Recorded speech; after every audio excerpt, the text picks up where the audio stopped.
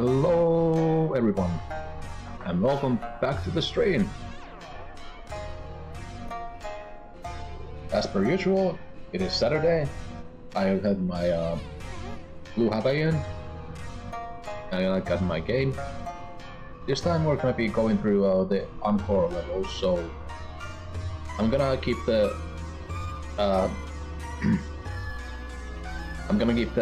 hard challenge clause, which means that every 3 deaths I drink, because these levels are pretty hard, especially if we get to the one limbo layer encore level today. I got pretty far in the last Saturday.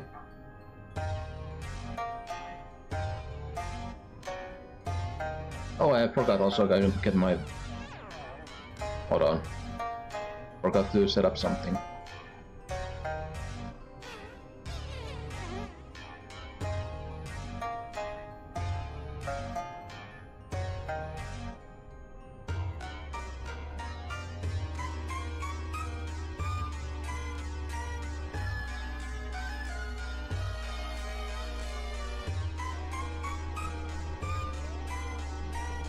Yep, that's on now. So let's jump into the game.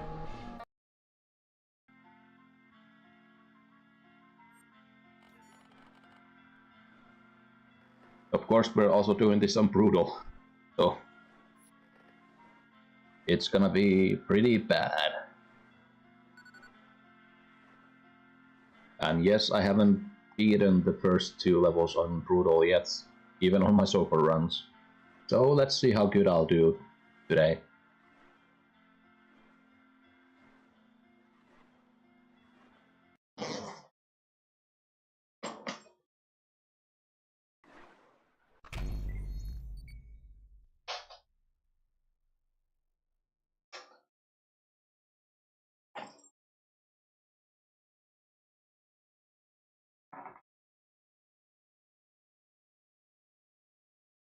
Whoa.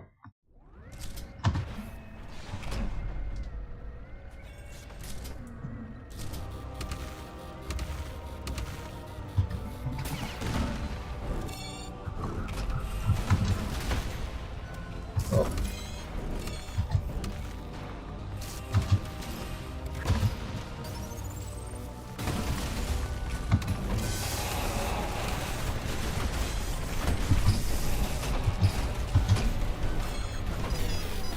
And the first death.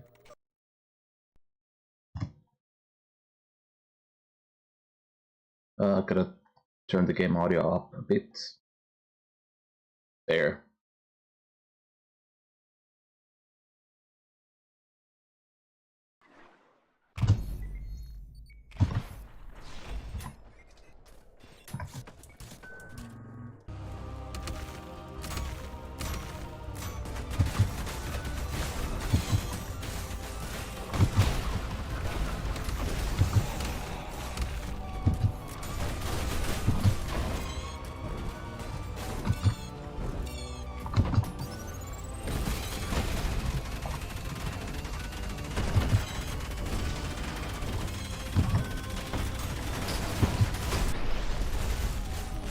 That was easy.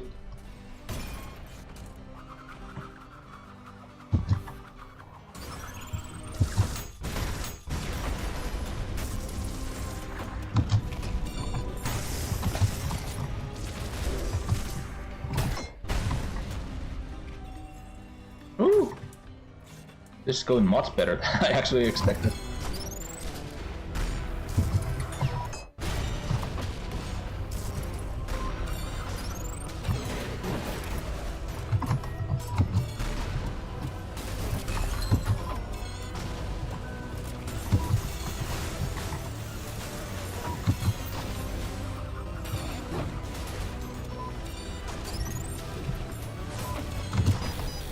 Got it.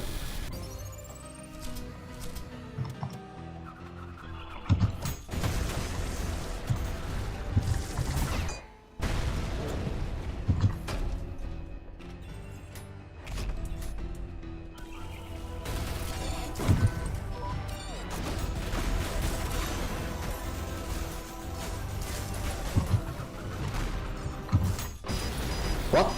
Okay, that's the first drink.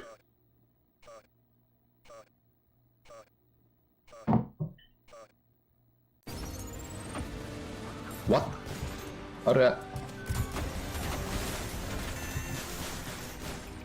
I guess I'm here?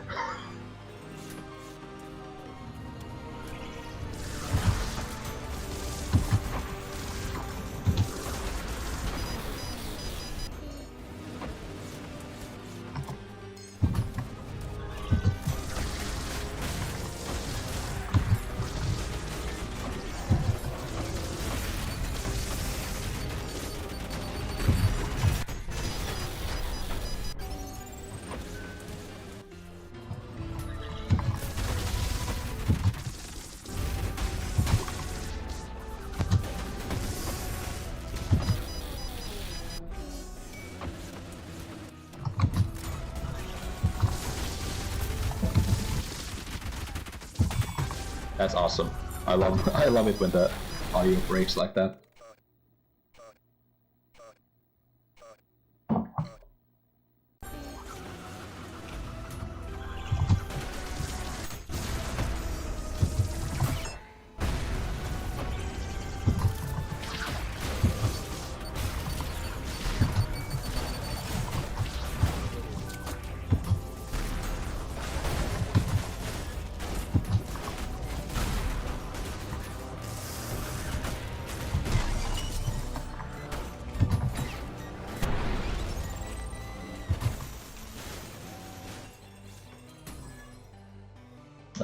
This way?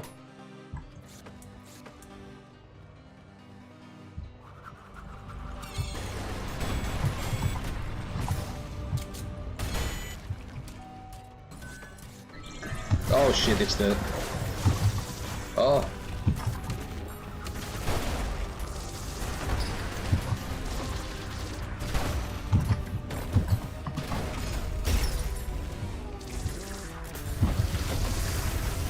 Wow, this is actually...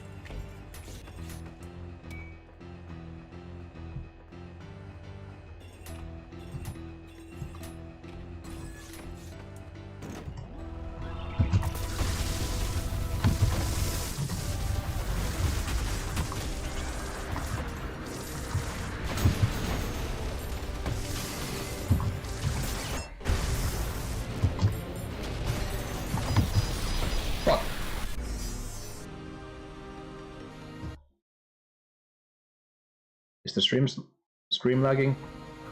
Damn it.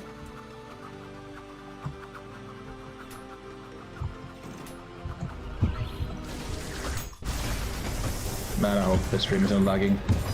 What?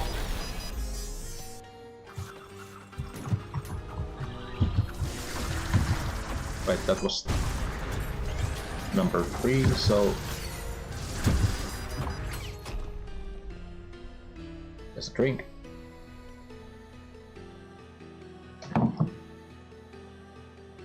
But I gotta say, I think I'm doing pretty good for not having done this level in a while.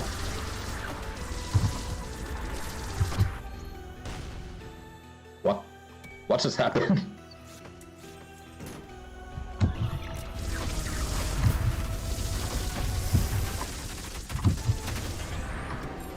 I mean, I can always do the cheese route. Just go here.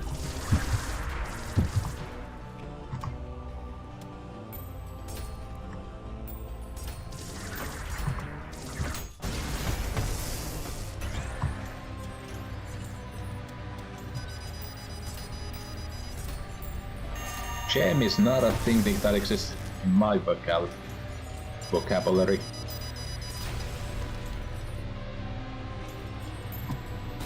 Yep.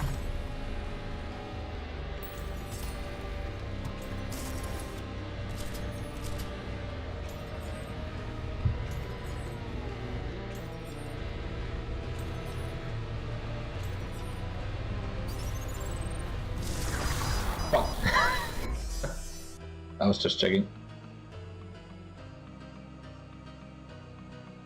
I was just checking something.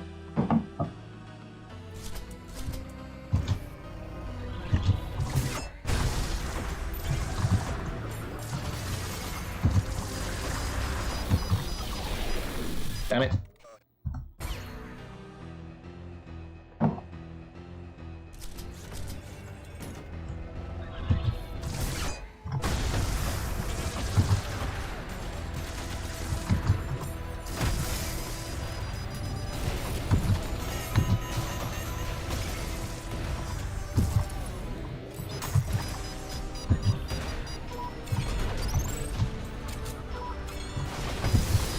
Ah! Getting close.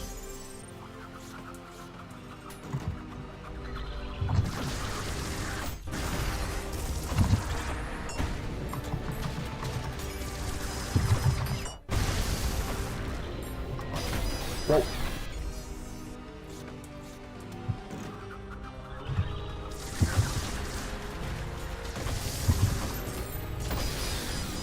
Jesus.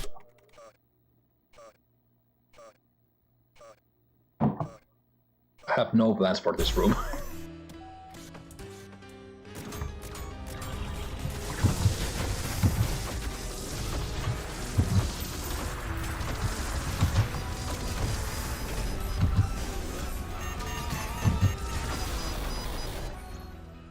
Started some movement right there, but no.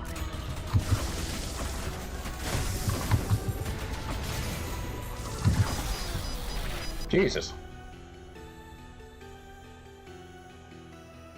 I better start getting hitting that coffee before long.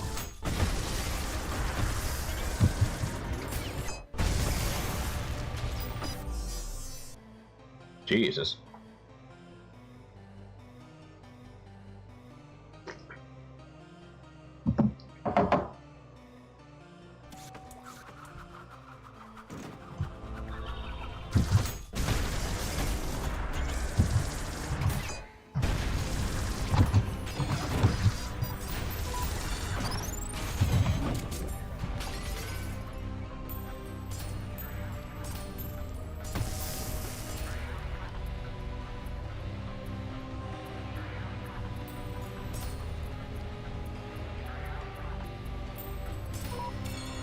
Oh! Damn it.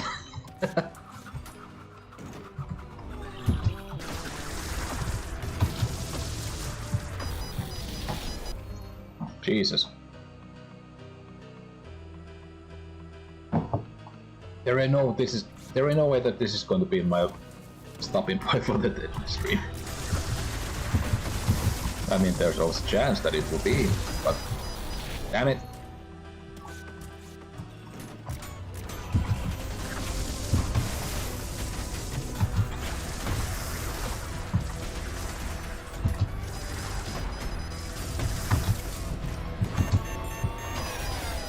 But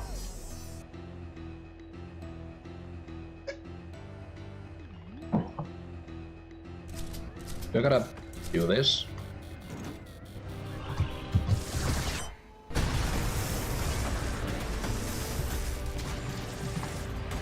I guess I gotta do that.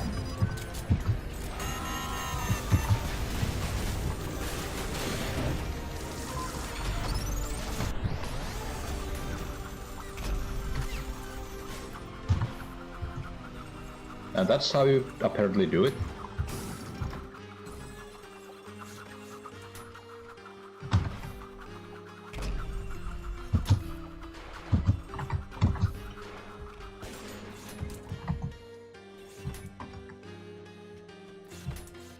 Yes, this way, right? No.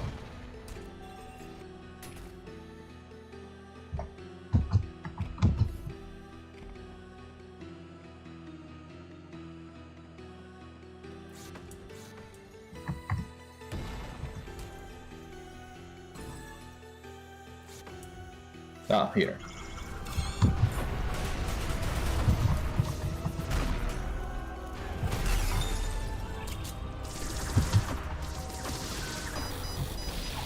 Fuck. I think that's the third.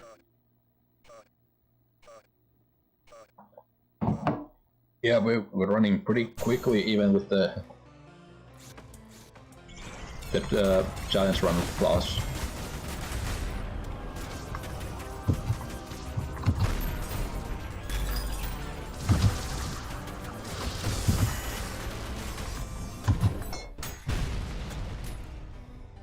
There we go. That fucking jump scare. Get.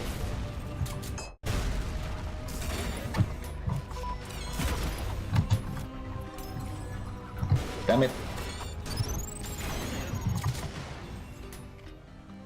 Didn't mean to hit the checkpoint right before this. God damn it. Boom. Boom. No.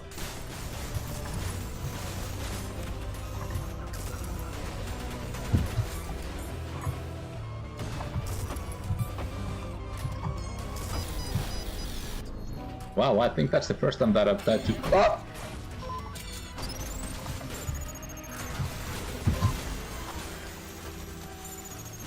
The shotgun blast.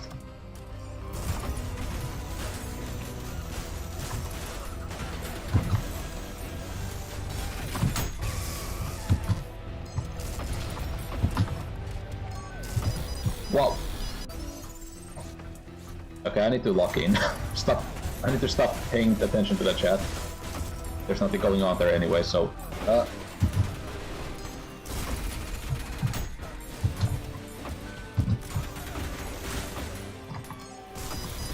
Wow, that's a third.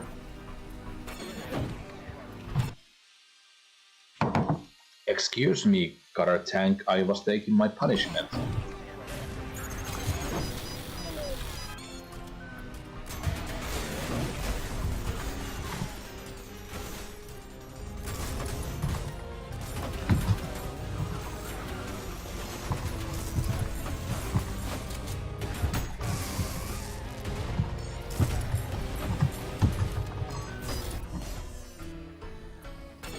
Ah!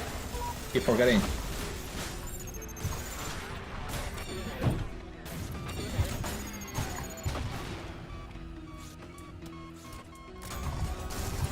God damn it.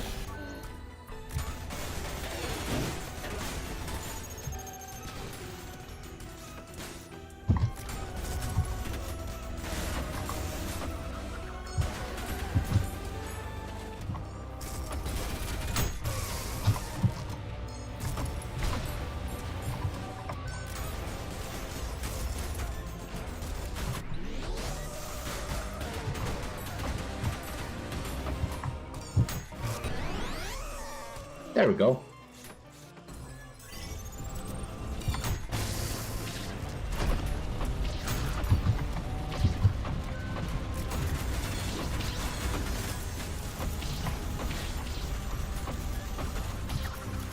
Jesus.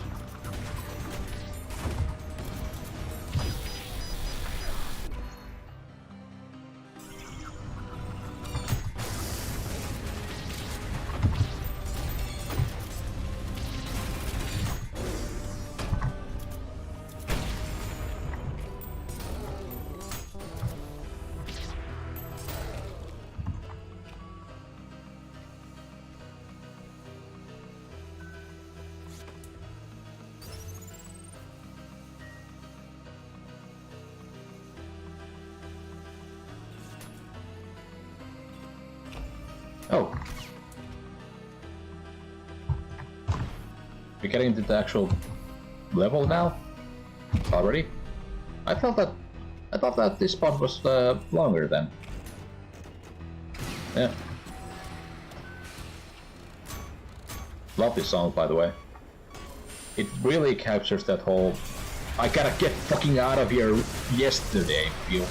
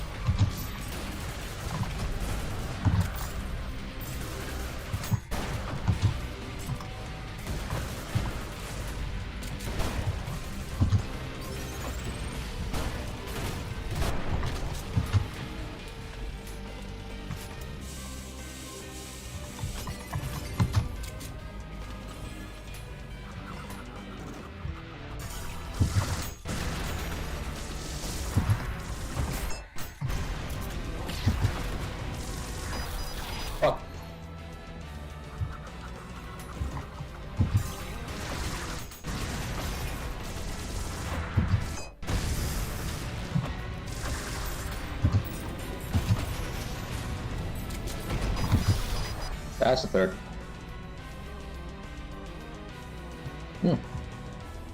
Fuck.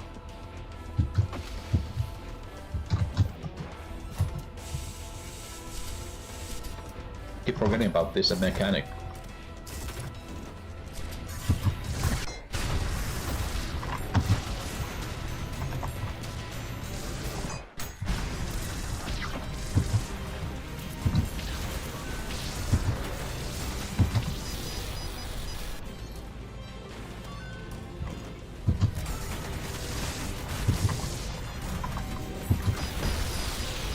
Holy shit. Okay, I gotta get this coffee.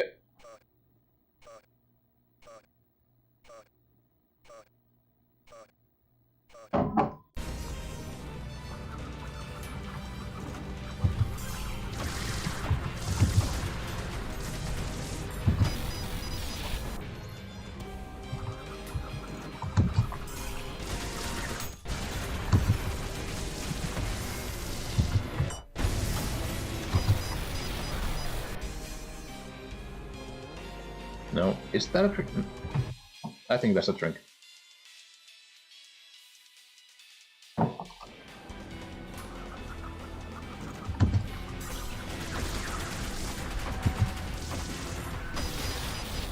Holy shit.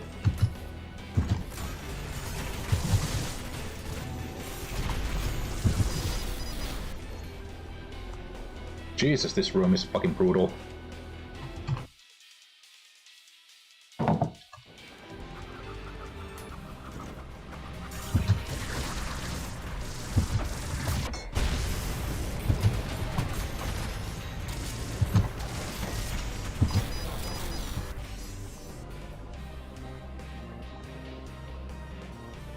Oh, no worries about that. Actually, you just missed 30 minutes, not that much. But we're back into the grind. Damn it. That's a dream.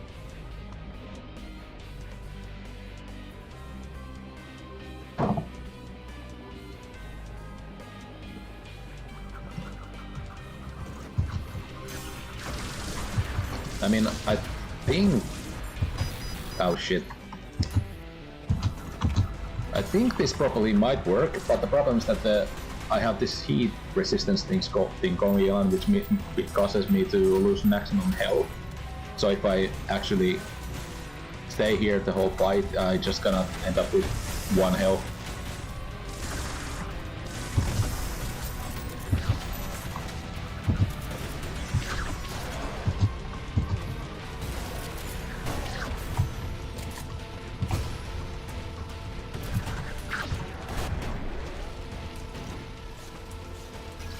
Which is a problem because there's a mind flare right here.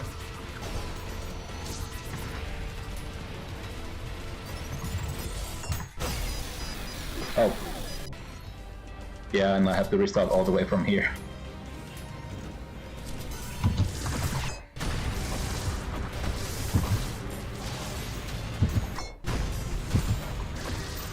The few thing is that there's no stalkers here now, so damn it.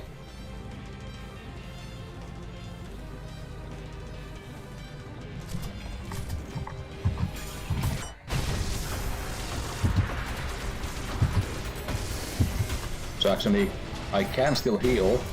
Holy shit, that was cool.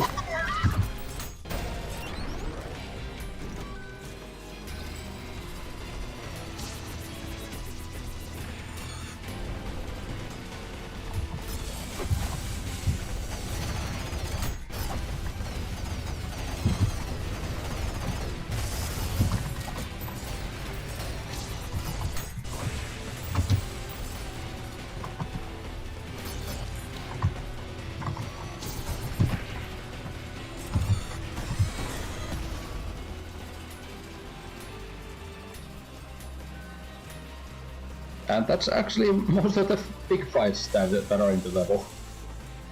There's still like plenty of really hard stuff going up, but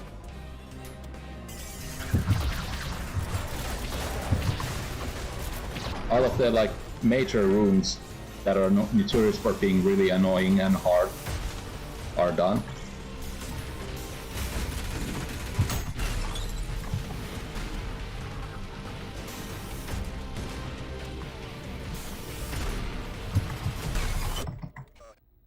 Wow.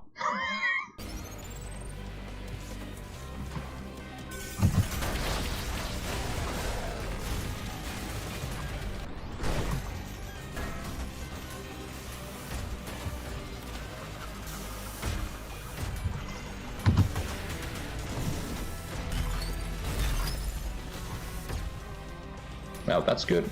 Get down here. And we're almost to the end. Just gotta deal with this asshole. Yeah, this is the room that we last time left on. Just because it's just so fucking crazy what's going on here. Yeah, that's a drink, I think.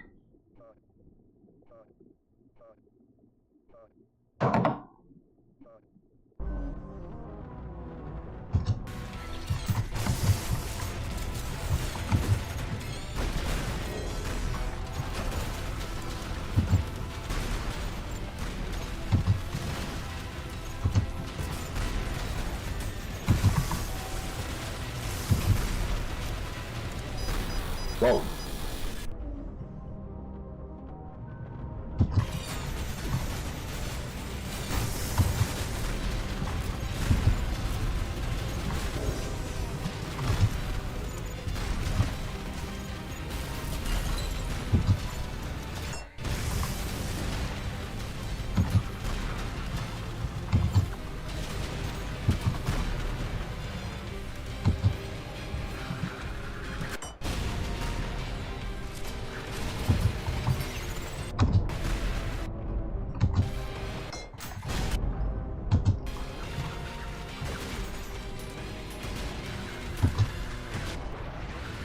Wow, I actually did it?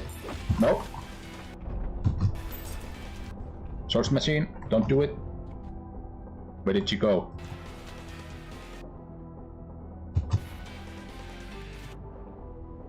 Wait, what? Why was there a source machine?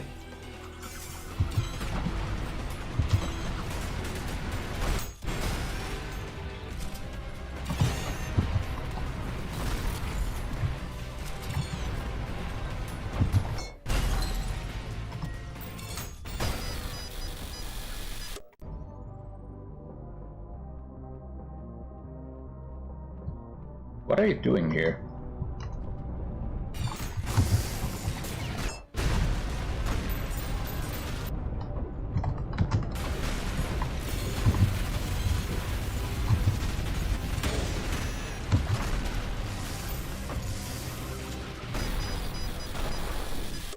Hello, Sig.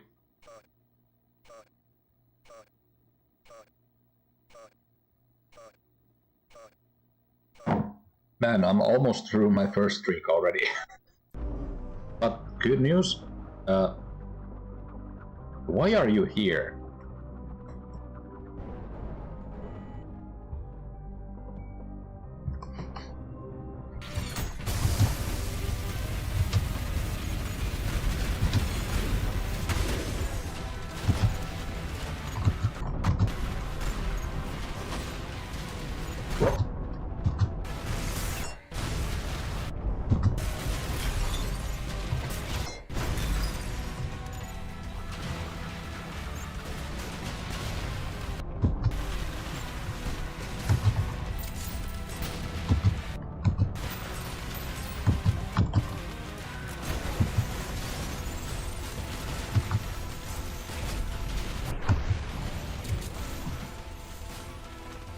You know, think about the lore of Ultra. Hold on, I need to take a bath. Think about the lore of Ultra Kill. You know, those mortars that were there, they're just alive as any other machine is in this game. Fuck.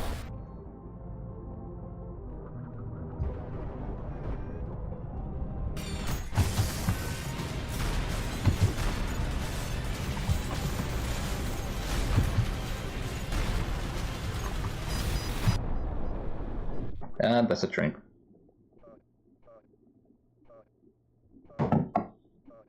And with that, I have to go refill my cup.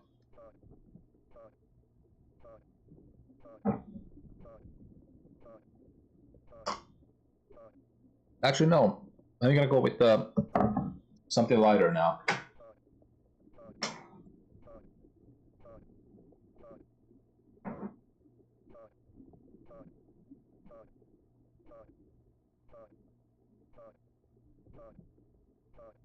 It seems that this is gonna be quite a lot of deaths, even with the boss that I'm going to drink only 3 deaths. Yeah, prop layer looks amazing from what I've seen. Also, again, why are you here?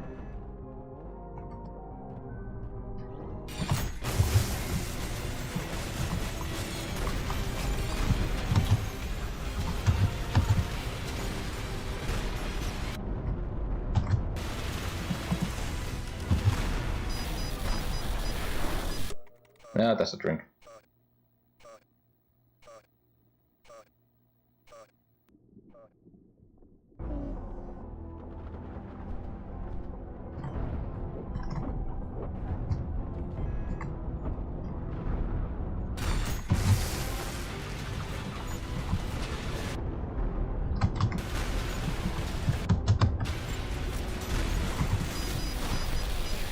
Holy shit.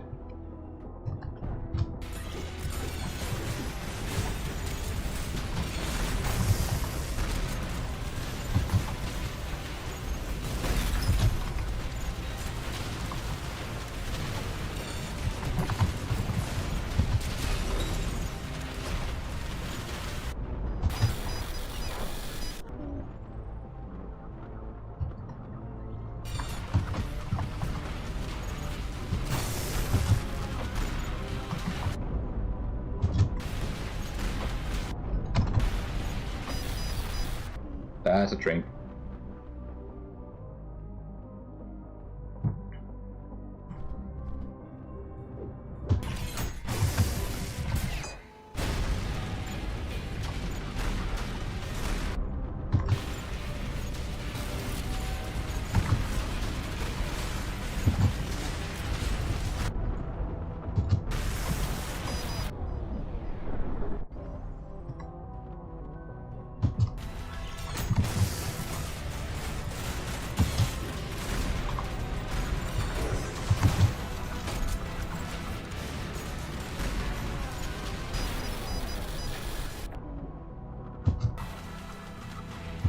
Fuck, man.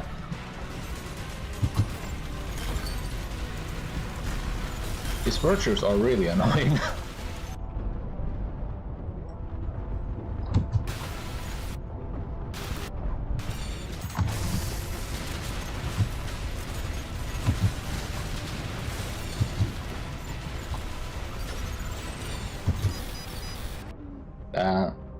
That's a drink.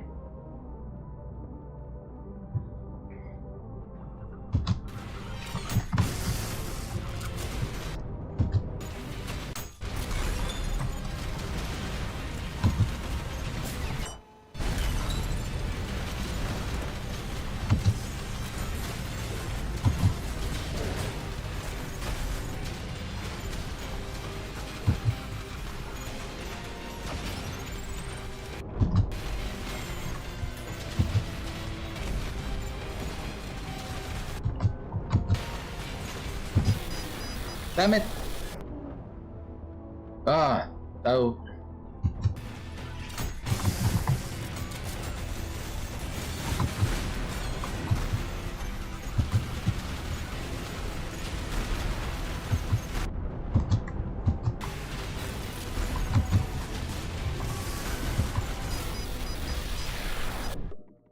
Jesus, actually.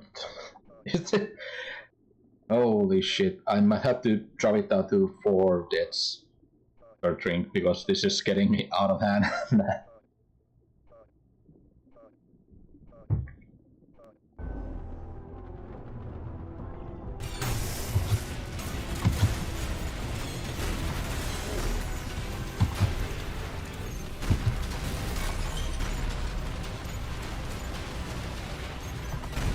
There's so many explosions going on.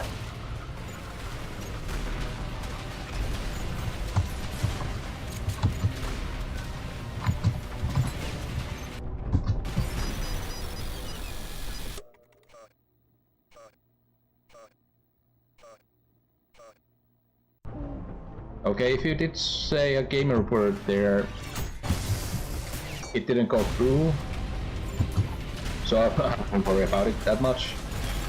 Of course, like, please refrain from using gamer words. But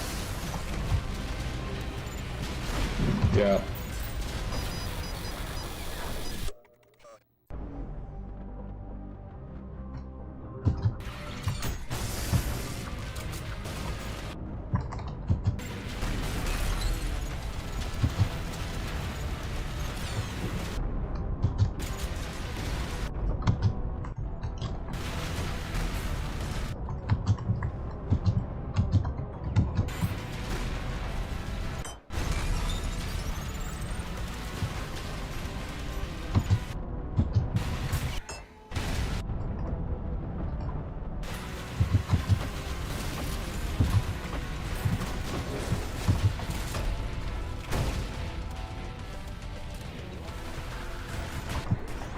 There we go.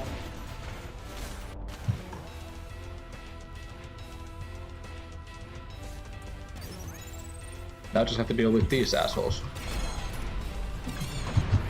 Oh, there's 4 of them? I didn't realize that.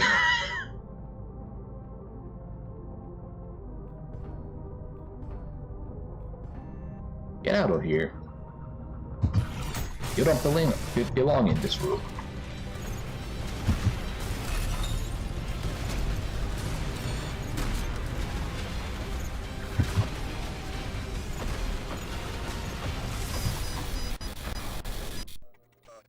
Ah, shit. Yeah, I'm gonna have to be doing lighter drinks today. Because I do want to go get to the limbos.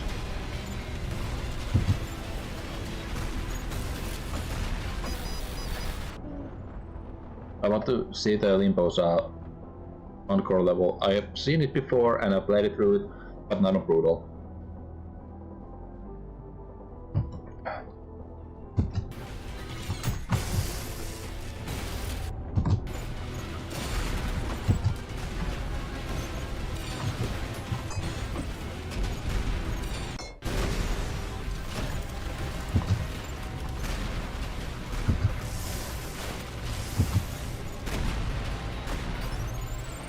Oh my god. Oh my god.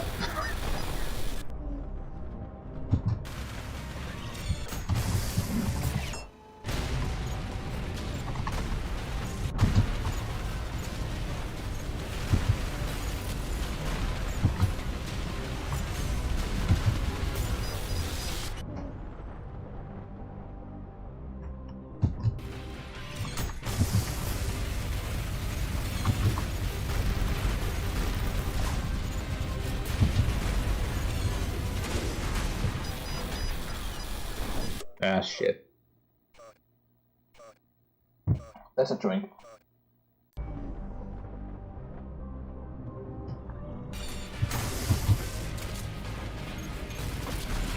What? Ain't no way I just got... The freaking pillar actually got me. That...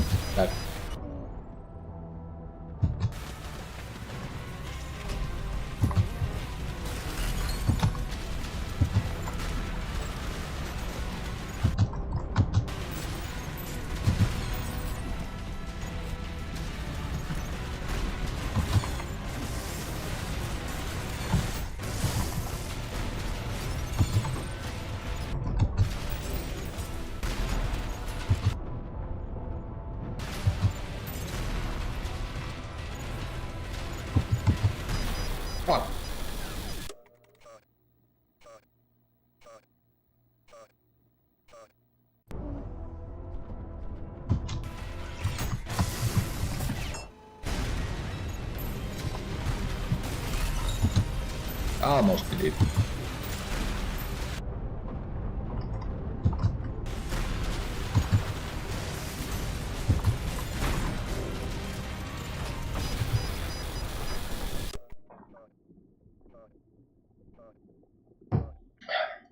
That's a drink.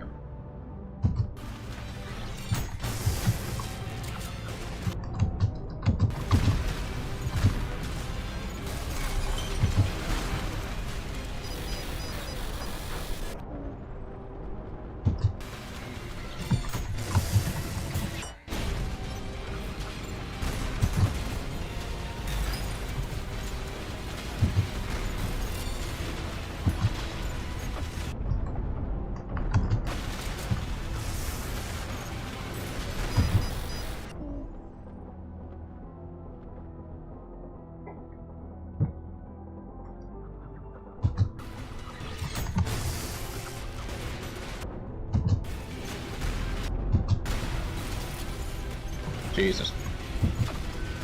Quitting everything.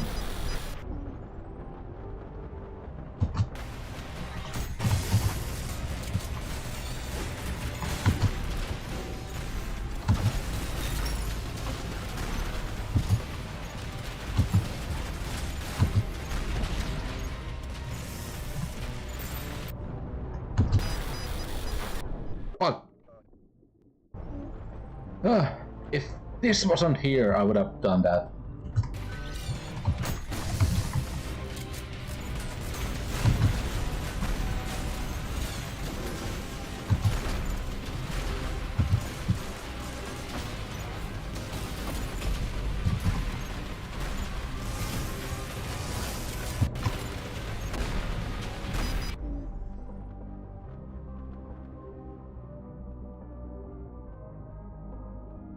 What's wrong with my...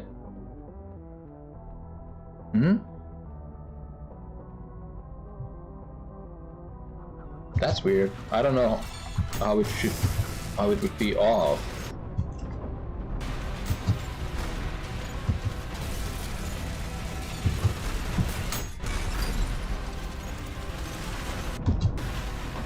Maybe I don't have enough subscribers that it would go through. I don't know what's going on with that. It should be just...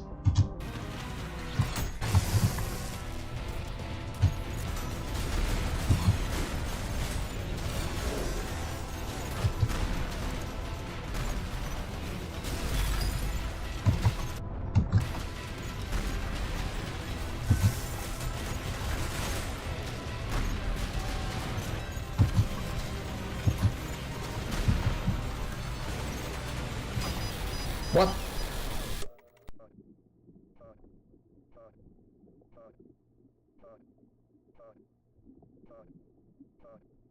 Okay, I guess I need to...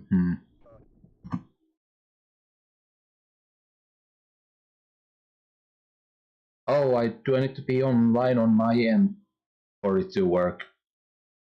Hold on, let me check.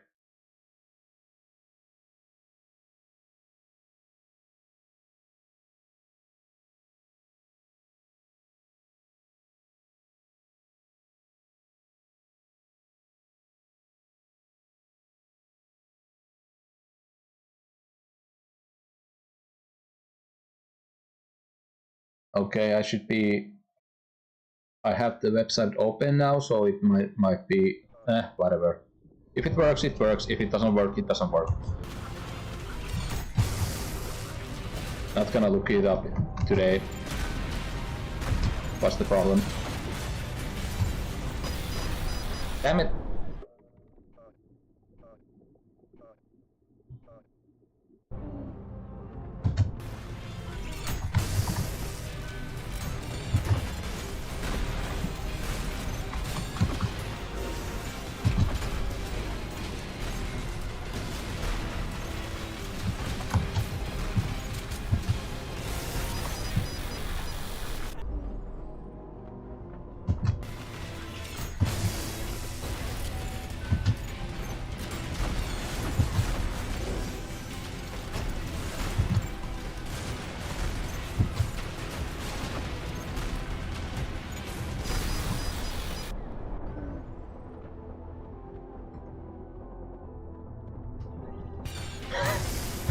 like how I'm just ignoring the cross machine that spawns here for some reason.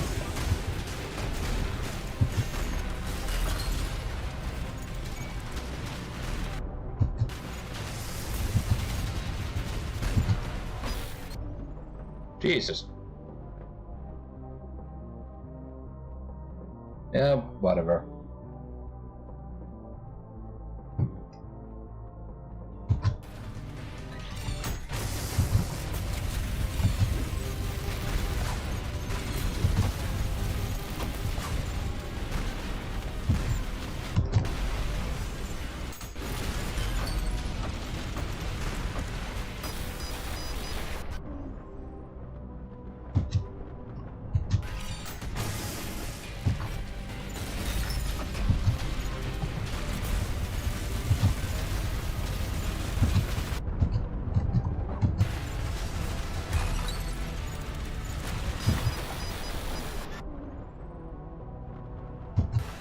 I don't remember the name of the latest version of the Ultra Kill, but I think it's the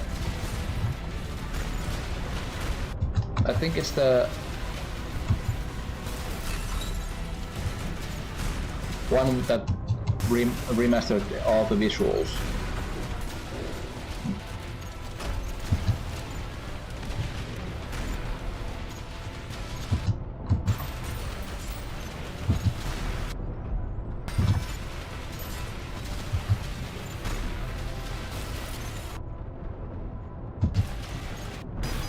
Fuck!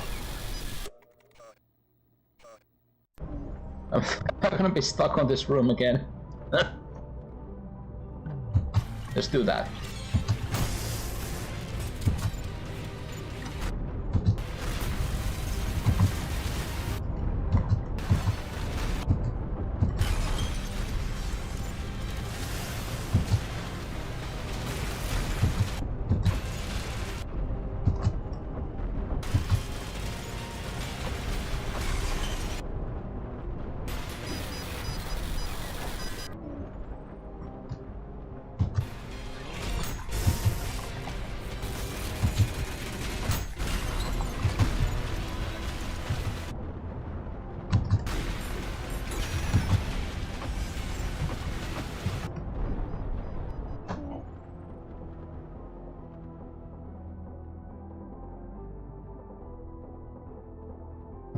To unlock the encore levels, you need to beat the game. That is the current version of the game.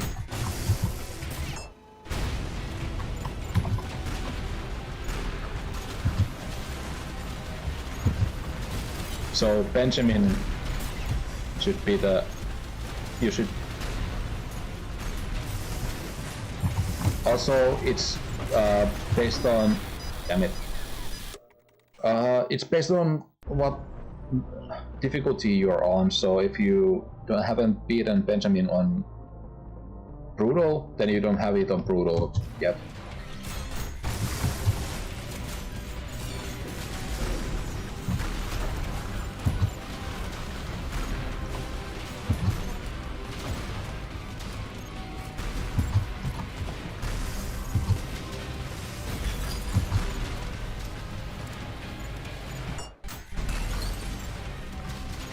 Finally.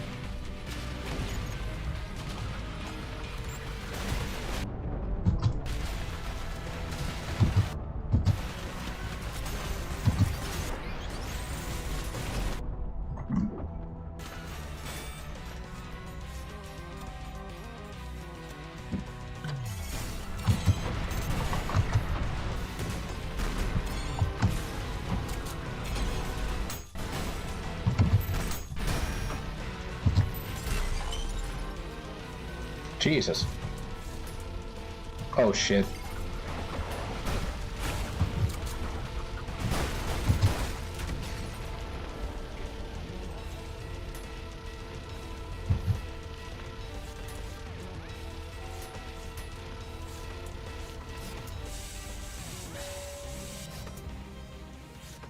Yeah, the secondary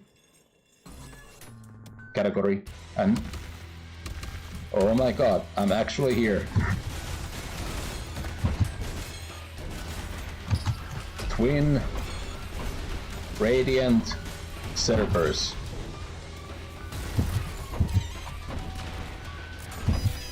Fuck.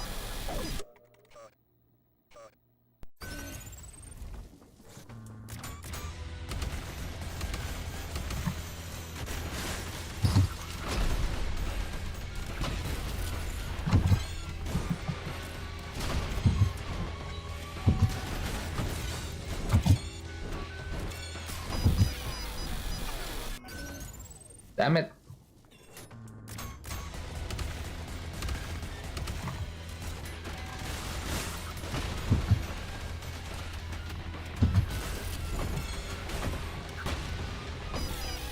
Fuck. Yeah, that's a train. I smell fucking barbecue. What's going on up there?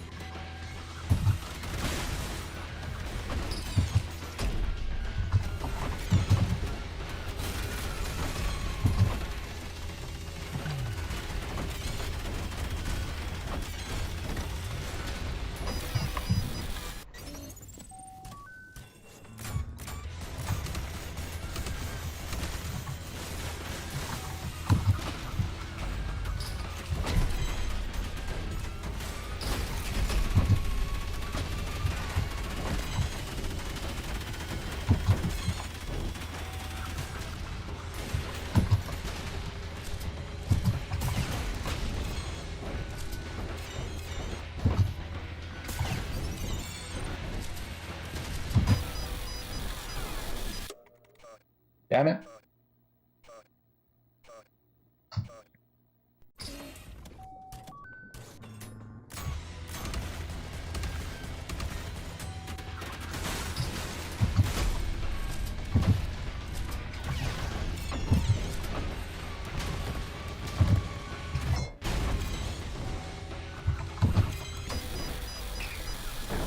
Fucking basketball move over here.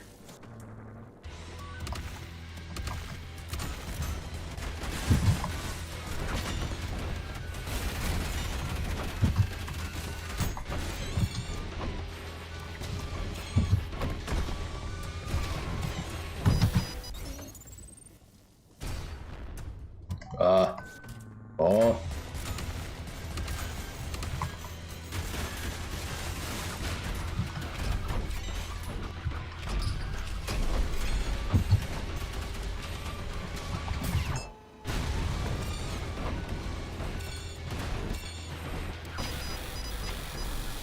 And that's a train.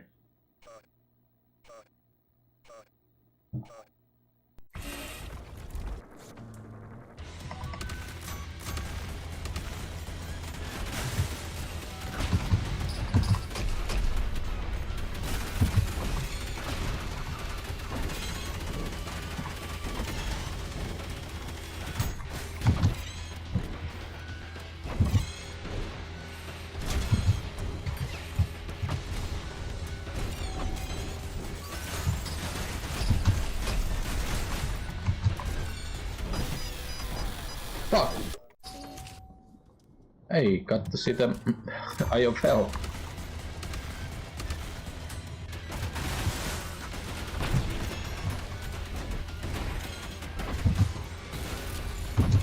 How did I miss that?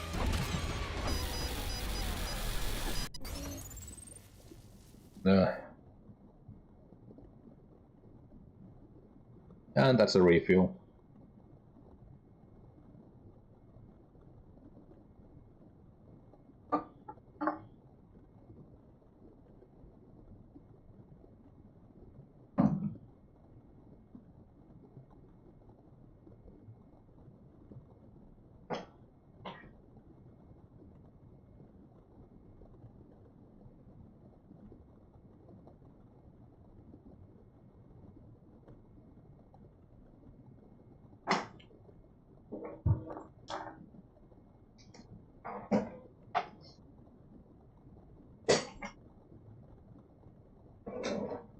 And we're back. What's the plan here?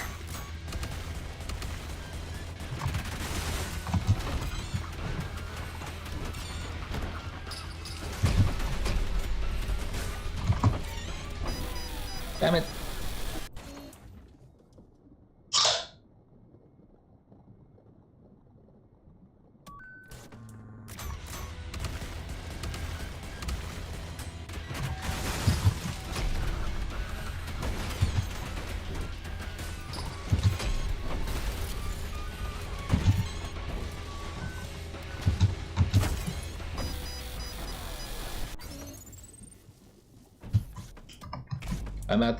I might have to go with the slowdown so that we can actually get to limbo on the core.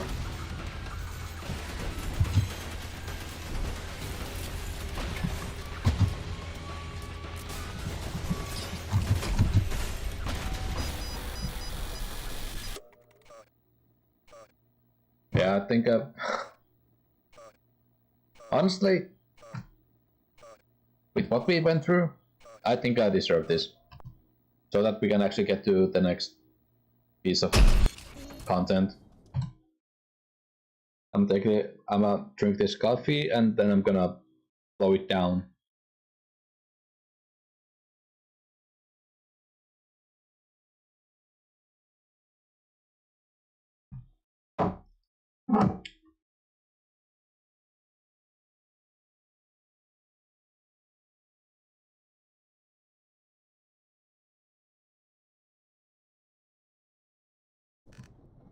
Yeah.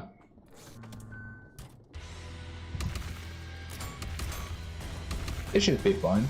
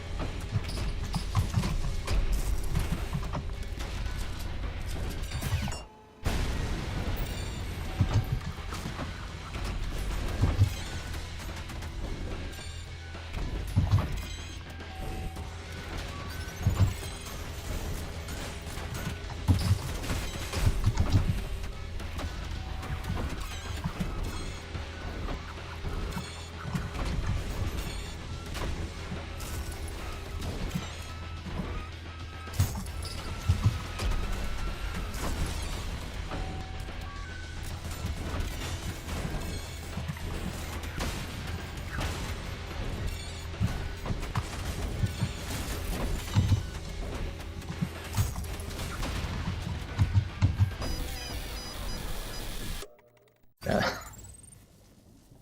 Now that's a drink because I'm on a easy mode, so.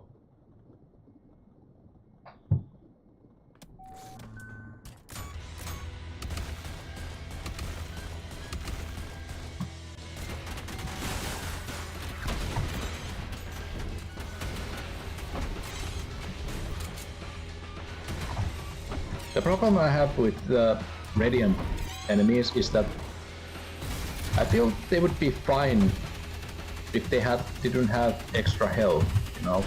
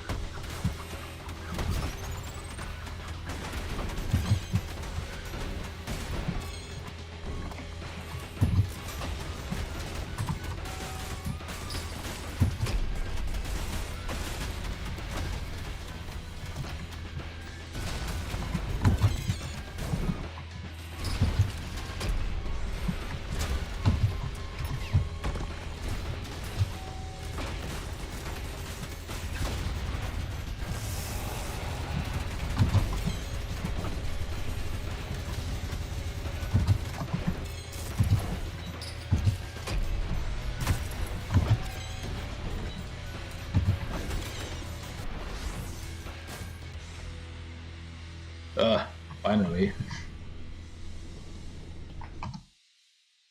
Let's turn that off.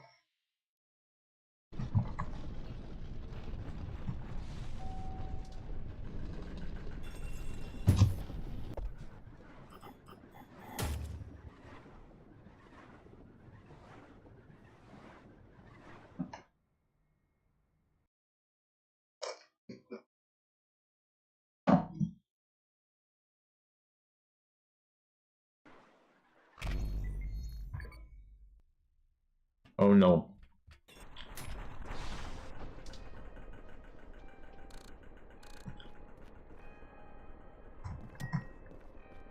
Yeah, if you've been listening to the stream intro and BRB screen, this is the song that I use for the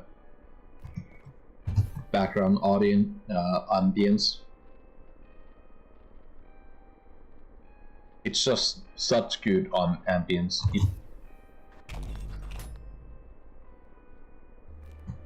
The thing about this game is that it's actually like really good.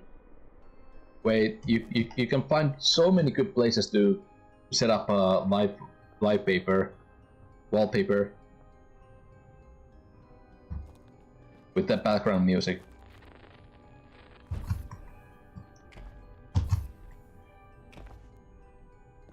Like if I go here and just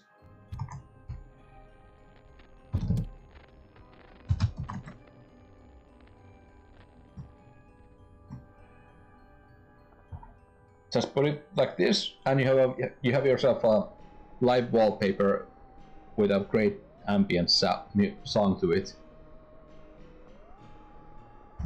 But let's get back into the game.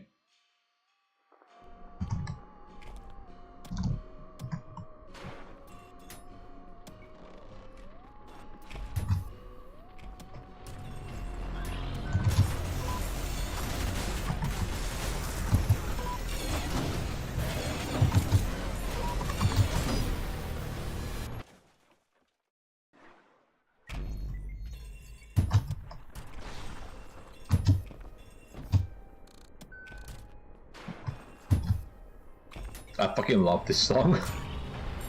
It's an absence. It's called an absence.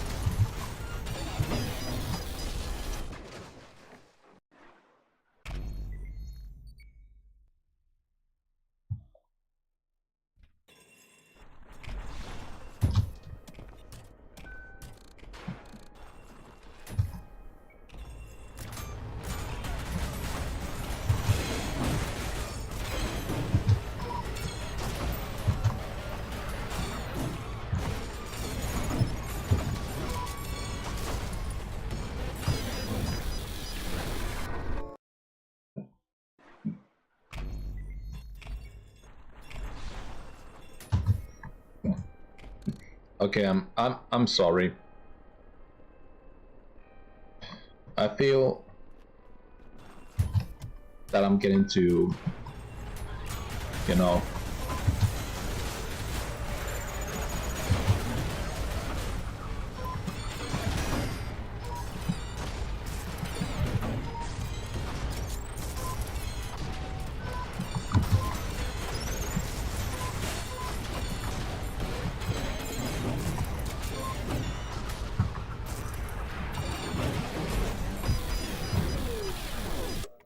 yeah, I think we have to change the game. I don't like doing this, but I think I have to change the game to something that isn't going to.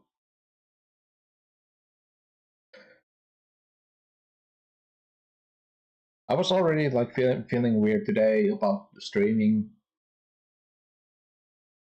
so.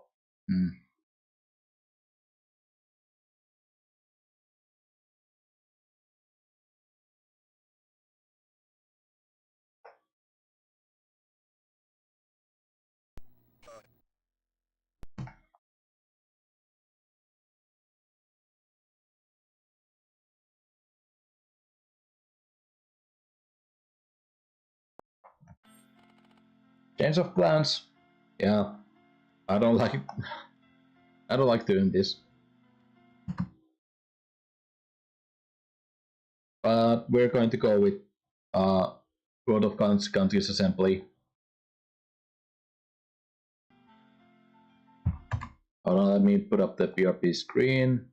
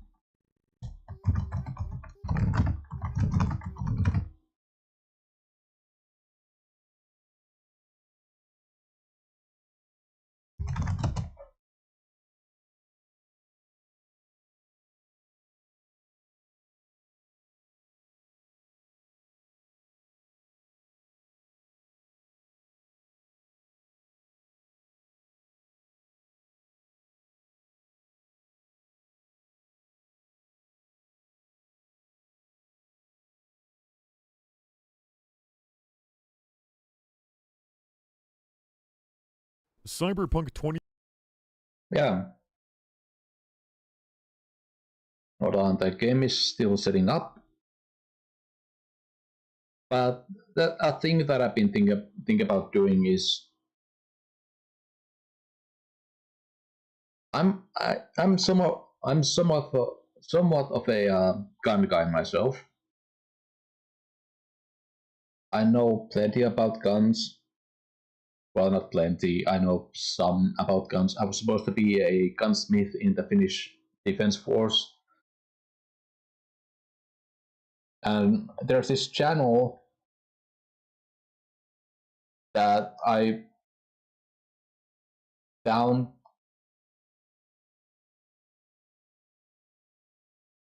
that talks about video game guns. But the problem is that the dude is like not actually that smart about guns. So it actually frustrates me to watch every single video that I've seen. Now I need to some kind of need to set up a way to look at it.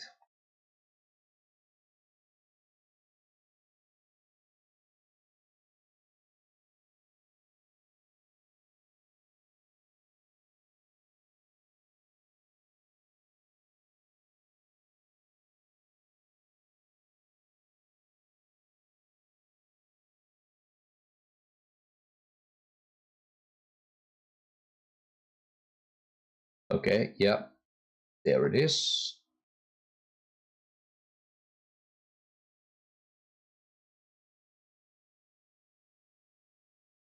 And let me set up the game capture.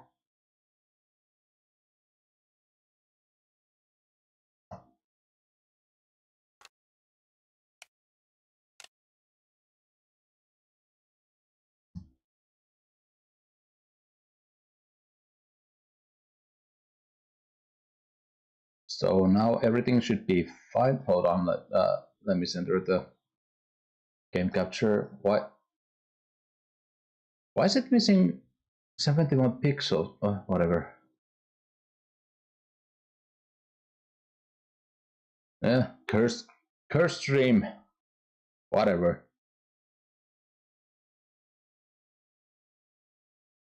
2077.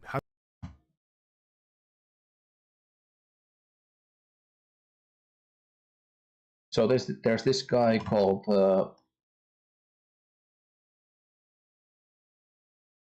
it's a boy Brady, and he's been doing these videos about video game guns and how unrealistic they are, and all of the videos that I've seen from so far from him are so fucking bullshit.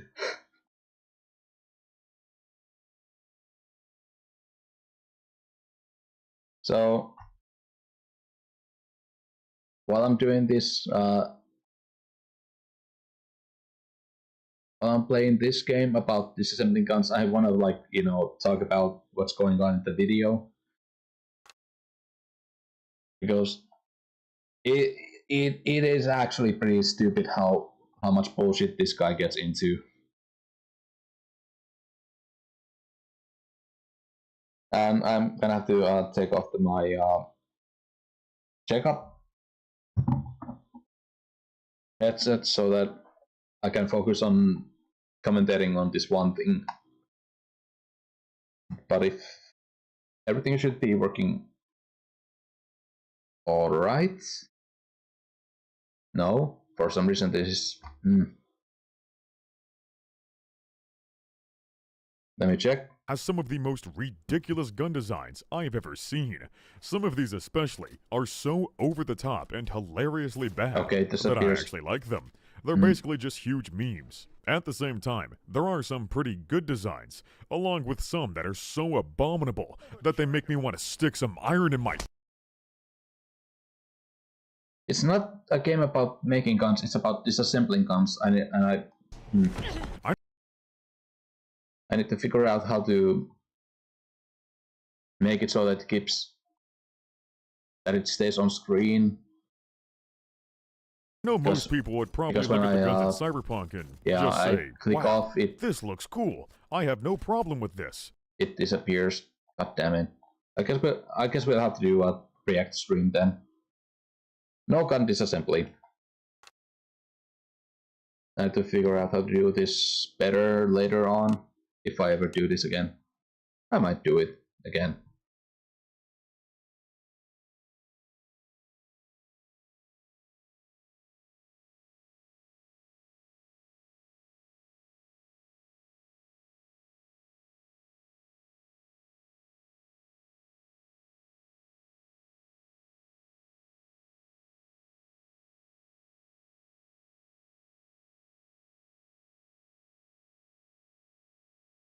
But if you take a... Let me just full screen this.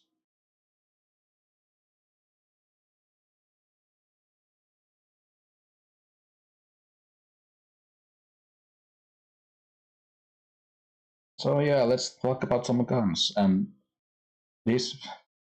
Okay, I'm not gonna call him names. I have a dislike the way that this guy does videos on guns, but yeah, let's talk about it. I'm gonna lower the volume on my end, and here we go. A look under the surface and really examine their designs, then oh my... Oh yeah, this is one of the big problems that I have with these videos. The channel is it's your boy Brandy Boy. But yeah, this is one of the major problems with this video that I have. This guy uses modded gameplay to show his problems with the game. Cyberpunk 2077 is not a third-person game. The only way you can go third-person in this game is if you download a separate mod to get this view. This is not intended by the developers. But actually, before I get into it, I need to take a piss. So, see you in like 15 seconds.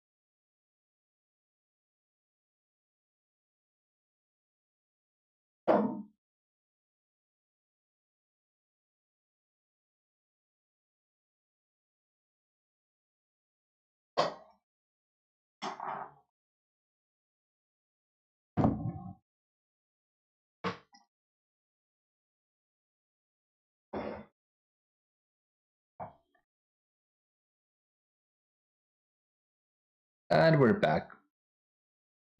Yo, wait, since you're gonna do reactions, what? Then what?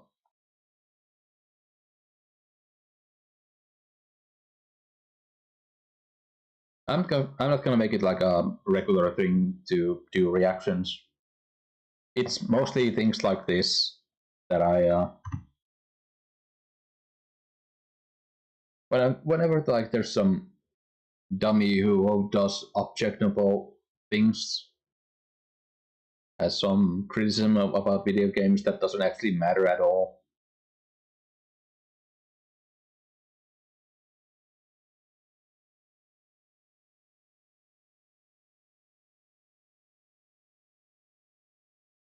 Then I'm gonna do reactions because like once you get into the stuff that this guy is saying, you will understand how fucking mad you can get just because this guy presents himself as a an expert on these topics, but you will see that he's actually not even close to being an expert on these topics. And that's the big problem that I have.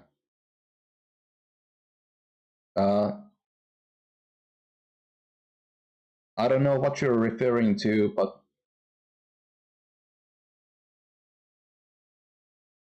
I'm not sure if it went through to the chat.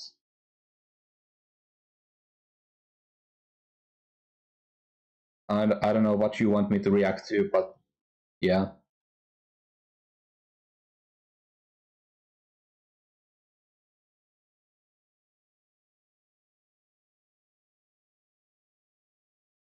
My goodness, it's an absolute nightmare because Okay. these guns are. I already have to go back.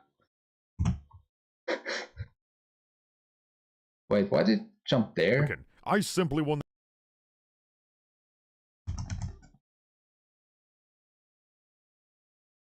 Yeah.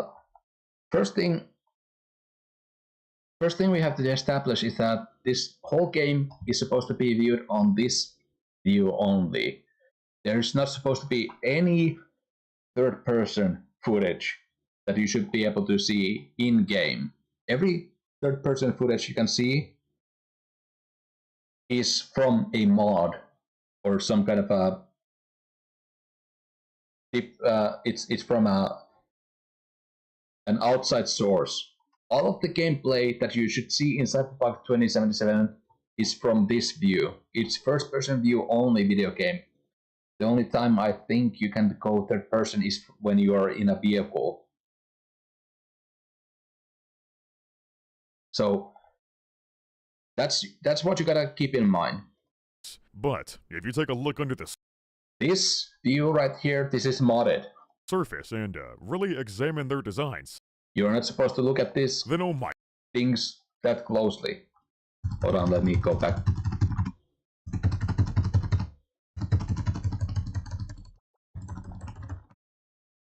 You're not supposed to be able to look at these things this closely. The developers did not intend you to see this view at all. then oh my goodness. And yeah, even though I don't think Brady actually ever brings up the third person view in his commentary, but you can tell that he does intend, because this is the B-roll. B-roll is there to show stuff that you're talking about. When you see this image, he intended you to see it, you know? Even though you're not supposed to see this view ever in the video game. The reason why it looks like this is because this shotgun is a 10 gauge shotgun. I think, no, it's 8 gauge shotgun, I think. And the way they animated it in the game, in the first version, is to make it shock, like make you shock back that far in the first person view to sell the actual recoil of the shotgun. You are never supposed to see this part of the animation. Goodness, it's an absolute nightmare because these guns are loaded with immersion breaking errors and again, you're not supposed to be able to see this boneheaded mistakes. As a true red-blooded American, You're not supposed to be able to see this either. I simply will not allow these dang Europeans to grossly misrepresent my beloved guns. So in this video, I'll be going over everything wrong with the guns in Cyberpunk, and then rank them in a tier list based on their overall design. When I say all that, I mean I'll be scrutinizing these guns from a realistic perspective, and determine how functional Realistic perspective. Yeah, that's one of the copes he has about this thing. But the problem is that this whole thing is not supposed to be realistic at all, you know? It's a video game, but he uses outside source footage to say why these things are like unrealistic, so to speak. And of course, like, yes, that's a bayonet on a fucking pistol. Yeah, that's unrealistic. But the thing is that it's supposed to be cyberpunk. It's fun to have a bayonet on a pistol in cyberpunk setting. and practical they are, but I do also consider other factors such as gameplay, aesthetics, and in-universe lore. Before anyone in the comment section says it, yes, I am well aware that Okay, this is I think is part of the game itself. So I don't have to complain about that, but this is a video game. So no, it doesn't have to be hyper-realistic, but that is completely missing the point. The whole goal of this series is to overanalyze video game guns to see how ridiculous they are, because it's funny. Plus, it's educational. So I hope you're ready for it's not educational. 90 minutes of gun facts, because that's how long it's going to take to cover everything wrong with these guns. Seriously, there's that many problems. And to keep this video precise, I'll only be focusing on the conventional firearms, or the power guns as they're referred to in-game.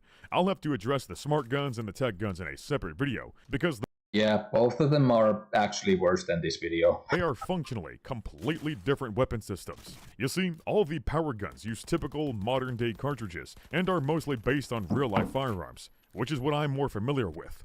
Obviously, I don't own a fucking railgun. So with all that being said, let's take a look at the guns from Cyberpunk. Let's get started with something familiar to set a solid baseline. First up is the Unity. The overall design looks like it was mostly inspired by the USP-45 or the Mark 23, especially when you look at the iconic variant called Her Majesty, which comes with a suppressor. I mean, I can get what this guy's going for with this thing, but there's actually another gun that was like recently released that is closer to what this is. I forgot the name of it, but there's a pistol that has like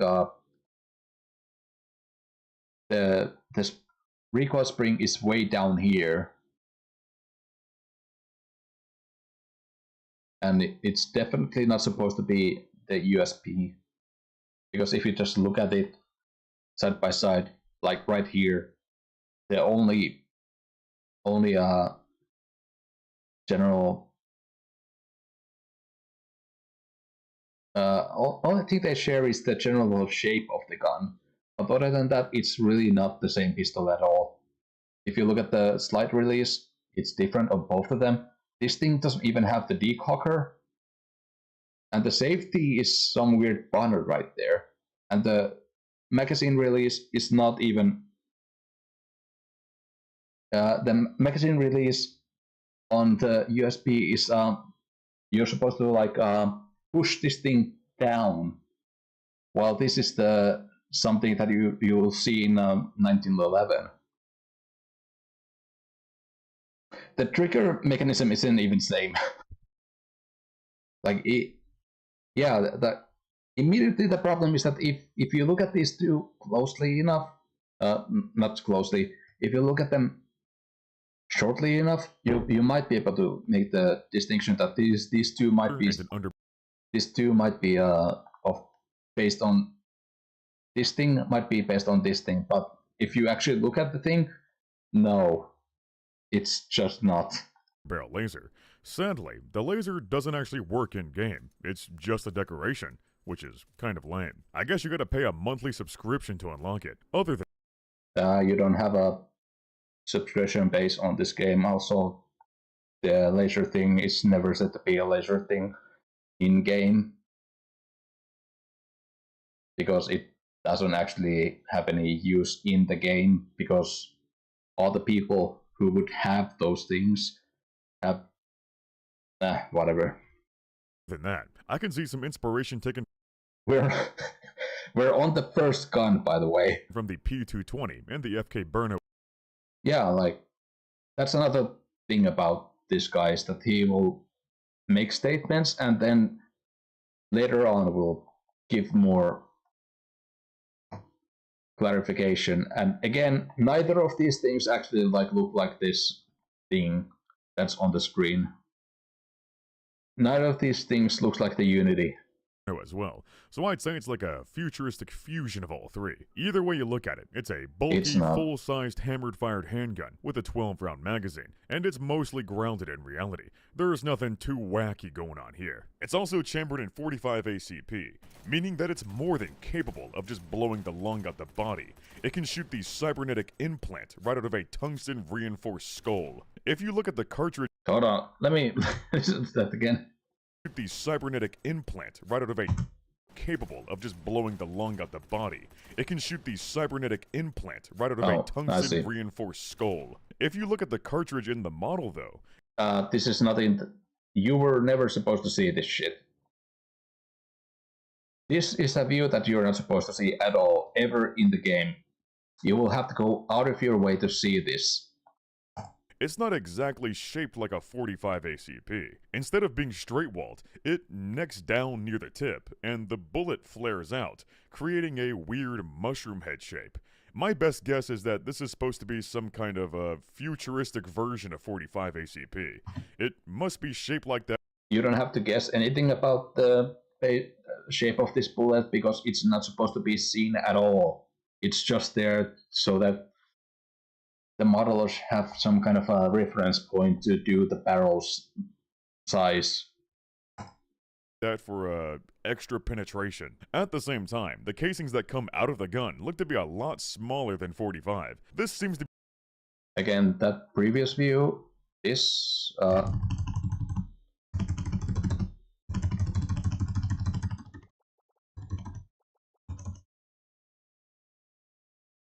You're never supposed to see this view in the game.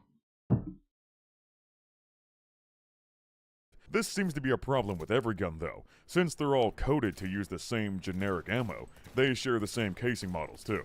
I do appreciate how they added... It's not a problem with the game design, it's a problem with the animation. They didn't feel like they should pay that much attention to the casings of the gun because it's supposed to be something that you see only for like half a second of your gameplay. Added in a John Wick style press check for the equip animation. Oh yeah. Okay, I forgot.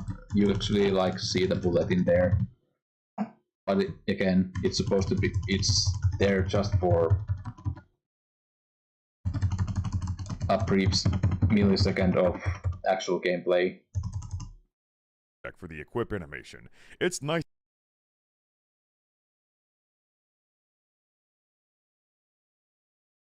Style press check for the equip. Same casing models too. I do appreciate how they added in a John... Yeah, like this is the only time you will actually see the bullet in there. It was containing about the bullet, and this is the only time you will see the bullet. And you have to specifically pay attention to this one part of the screen. Look at this entire screen right here. When you're playing a video game, most of your attention should be paying attention to everything that's going on here. But this guy will say that you should be paying attention to this spot right here. And even then, it doesn't look that bad in this version, in the actual context of the game that you were supposed to see it in. Wick style press check for the equip animation. It's nice to see a video game implementing modern handgun handling techniques. However, the round is... That's not a modern handgun handling technique. This is something that you will do as your fucking... Oh my god. Hold on, let's go back. Nice to see a video game implementing modern handgun handling techniques. That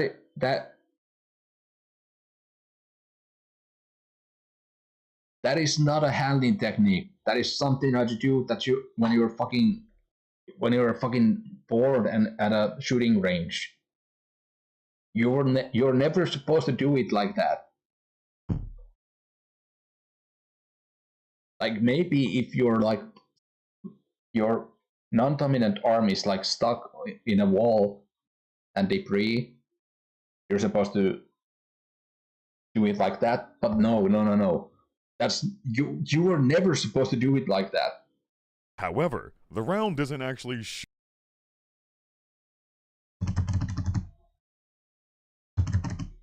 Obviously, shown as being loaded in the chamber. It's still down in the magazine. So no, this gun is not currently loaded.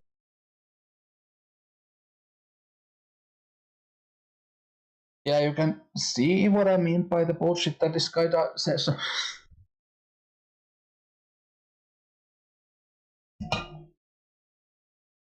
The point of the animation that he showed right there is an equipment.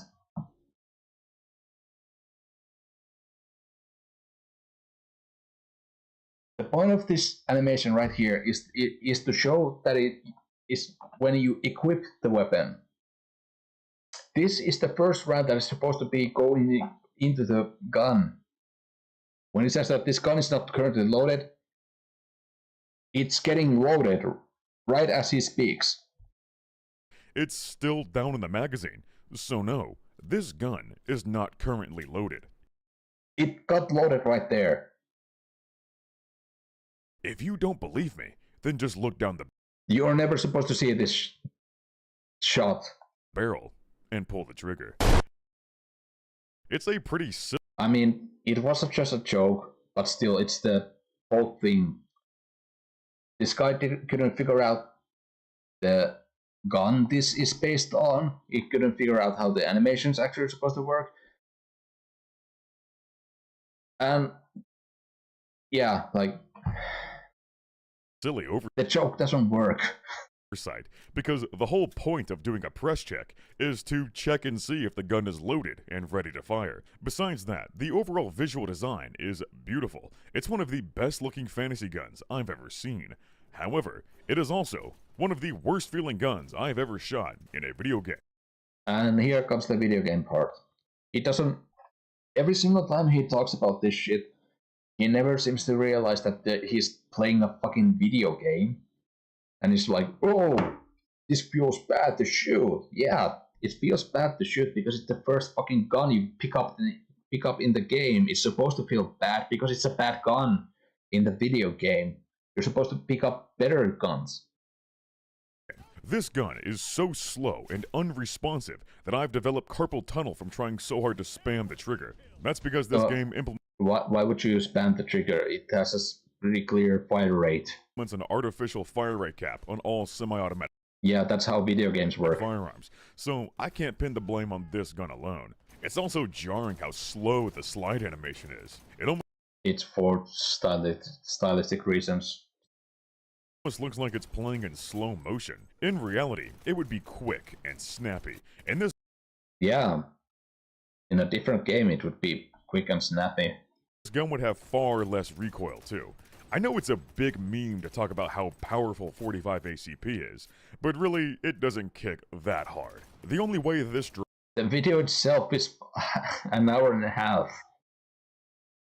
Dramatic recoil animation would... 60 minutes, it's not going to be that much. It would be a miracle to finish this video in just 1 hour. Make any sense is if your character has soft city boy hands, but that obviously ain't the case because they got reinforced cybernetic arms. I really do want to love this gun, and visually, I do. It looks sweet. If it existed in real life, I would instantly buy it. But its raw sluggishness in game is genuinely irritating. It certainly has potential for an S tier. Again, complaining about video games being video games in a video game video. The fire rate and firing animation were fixed, and with mod. it's not. It. Oh my god. Making it snappier wouldn't fix the animation. The animation is correct right now. They wanted to make the guns sluggish because they want to make they want to show the movement of the slide. You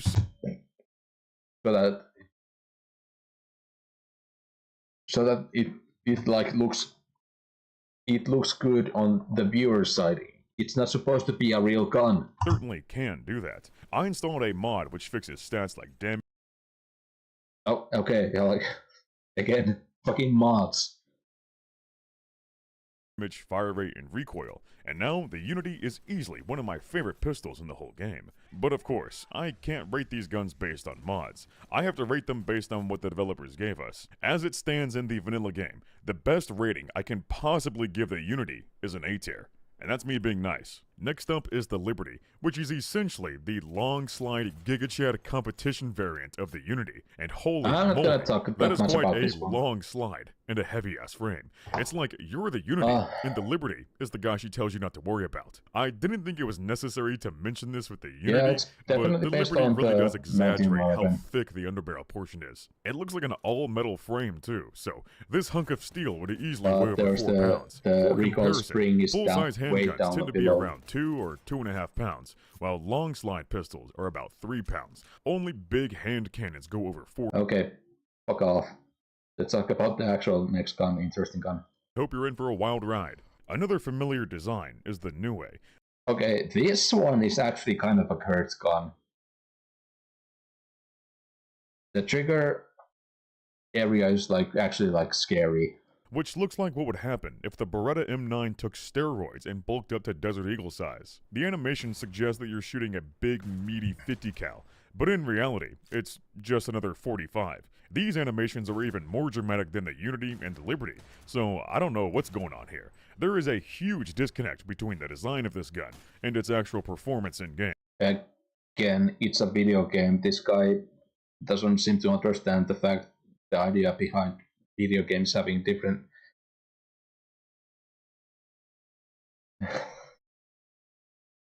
okay, let's go back and look at the gun. Beretta M9.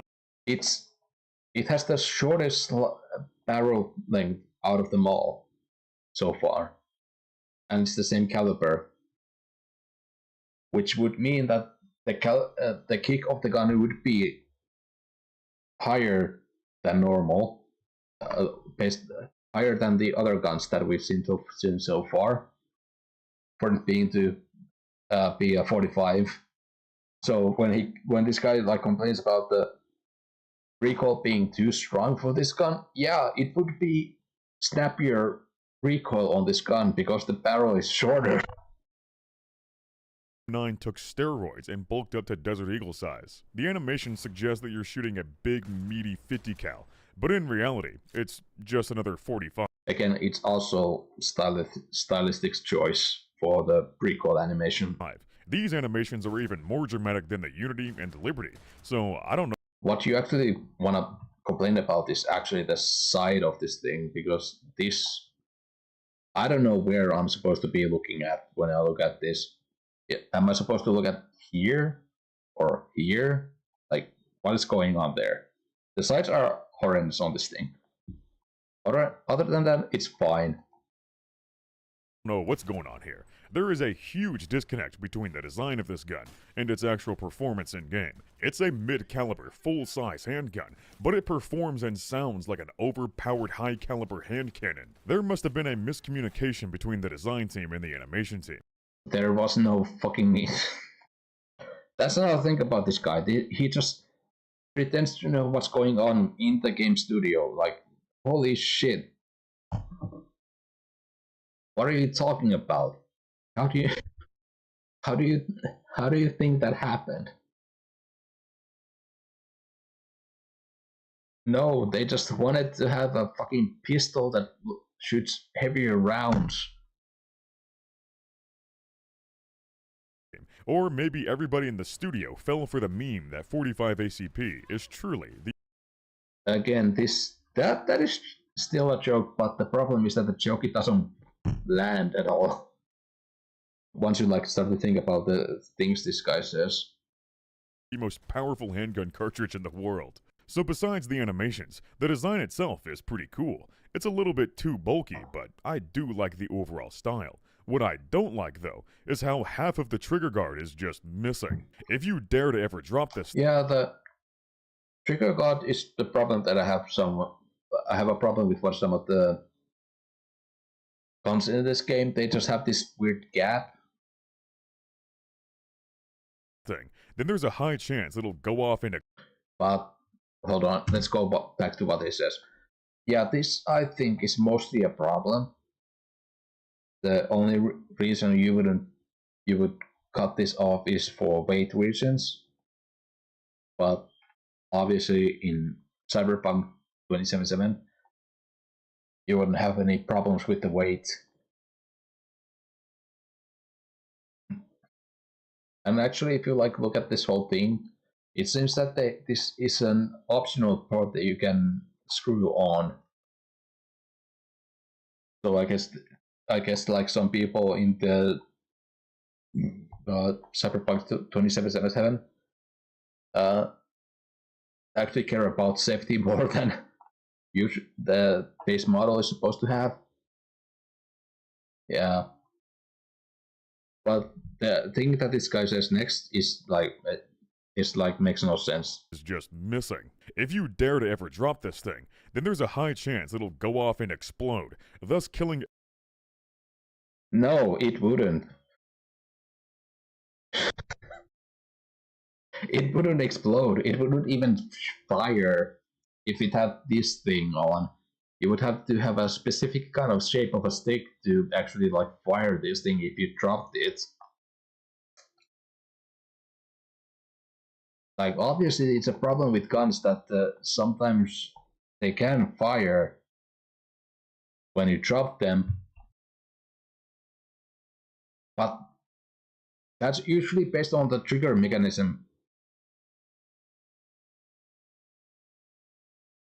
But the problem here is that if you dropped it, it would need to push the trigger to fire it.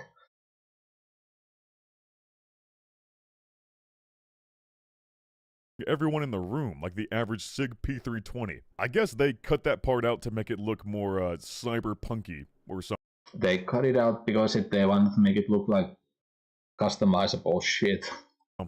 Or maybe they did it to reduce the weight. Freaking genius, I know. It's kind of silly, but not a huge deal, I suppose. Simply just do not drop your gun. At the very least, it comes with normal looking attachment rails, but unfortunately, you can't attach anything to them because the developers never got around to adding underbarrel attachment. They didn't add any underbarrel attachments because it's a fucking Cyberpunk 2077 game. Every single attachment you will add to the gun will be in your brain.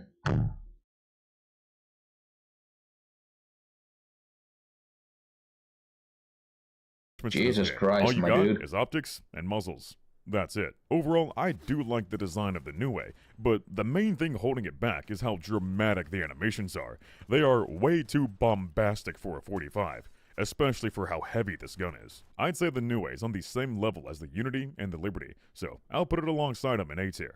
Now for a real hand cannon, we have the Tamayura. It has the same animations as the Nue, but Hey, I'm Arasaka. guessing these animations were originally only meant for the Tamayura, then were later... Okay, you don't know. This is another problem with this guy. He will talk about, like, he knows what's going on in the studio, but then it's like, no, you have no reason to think that, other than your headcanon. You made fan fiction and decided it's reality. Let's go back.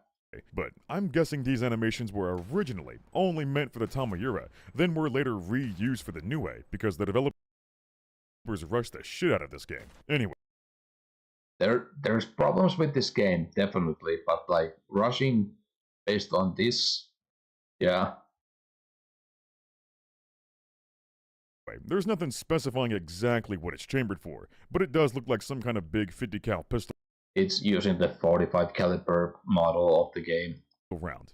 Basically, the Tamayura is like an uglier, more rounded version of the Desert Eagle. That doesn't mean it should have a...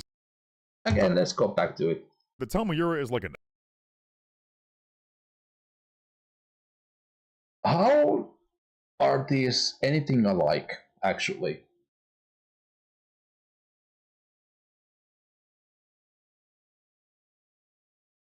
There really isn't anything that they share in commonality between other than just being high caliber pistols. The iconic part of the Deagle is that it has a slide that separates from the barrel, while this thing has a slide that's separated from everything else. I forgot. There's a pistol that does this same thing, but I forgot the name of it too. Again, there's literally nothing other than just having this line right here that separates the stuff from each other, that makes it seem that has any similarity between them. This is a completely different kind of pistol. You couldn't say that they used fucking the Eagle as a reference point for this thing. An uglier, more rounded version of the Desert Eagle. That doesn't mean it should have a sluggish animation and a capped fire rate though. I'm guessing the Again, the fire rate is just there for gameplay balance. developers did this on purpose because they thought the sluggishness and slow fire rate would make it feel more powerful. Well, they did it because they made the gun sluggish because it's a fucking video game and they need to make balance this shit.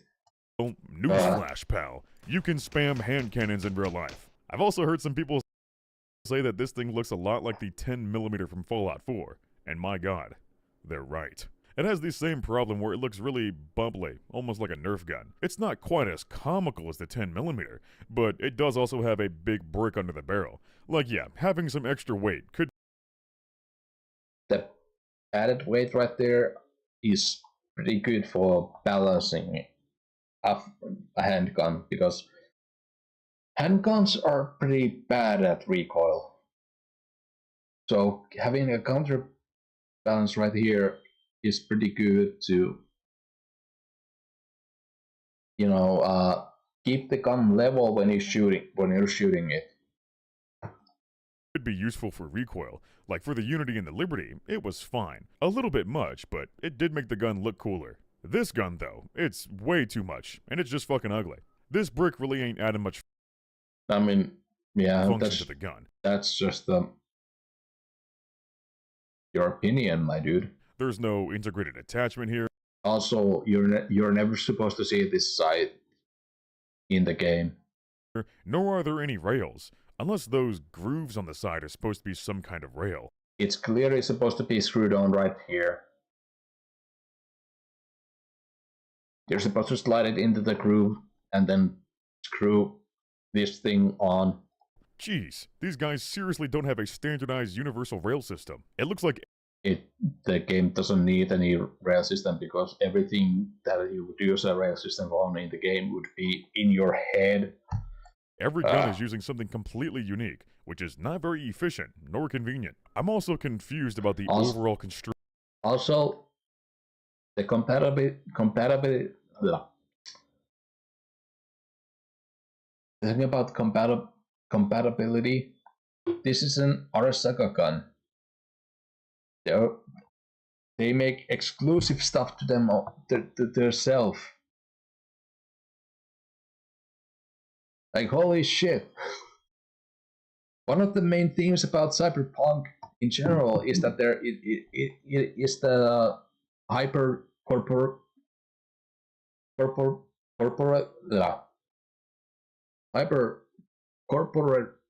corporatization of everything, and this is one of the things about the hyper corporations. Everything has everything is based on stuff that they was built. There is no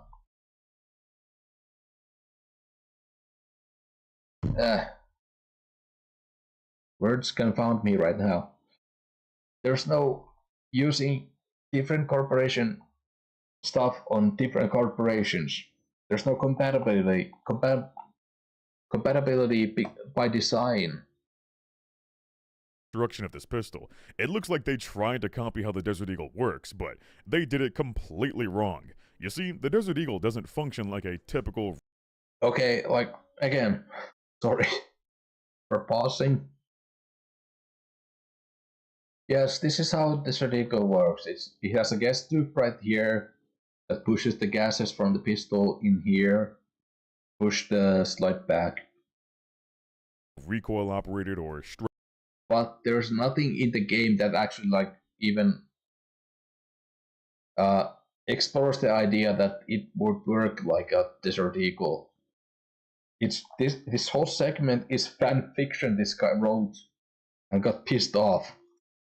straight blowback pistol with a slide. The Desert Eagle has a rifle-style bolt and a rifle-style gas operating system, so it doesn't have a. Not all rifles use this kind of system. A full slide. It's cut in half. Only the rear portion reciprocates. The Tamayura is obviously trying to mimic this design, it's but not the cut in the slide is much further design. up, and it doesn't have a rifle-style bolt, nor a gas operating system. It seems to function like a typical low-caliber pistol. See? This guy just wrote fanfiction and got pissed off by the fanfiction that he wrote. Which doesn't make any sense. When it comes to high-caliber, semi-automatic pistols, your best bet is to go with a rifle-style bolt, because you need a stronger mechanism to handle how powerful the round is. The Tamayura, though, is built like a typical low-caliber pistol, so I don't think this mechanism could handle how powerful the round is. It would probably blow up in your face after a few shots. I also hate the fact that this is a striker-fired hand cannon with a trigger safety. Like, holy hell. This thing would have the mushiest, most rubbery, disgusting trigger pull imaginable. Hammer-fired handguns are pretty much always going to have crisp. Okay, this is just a preference thing, really. I have a airsoft version of a XDM, which is a striker-fired pistol with a trigger safety. And it's actually just fine. Hold on, let me. It shot. It was supposed to shoot right as I intended it to do.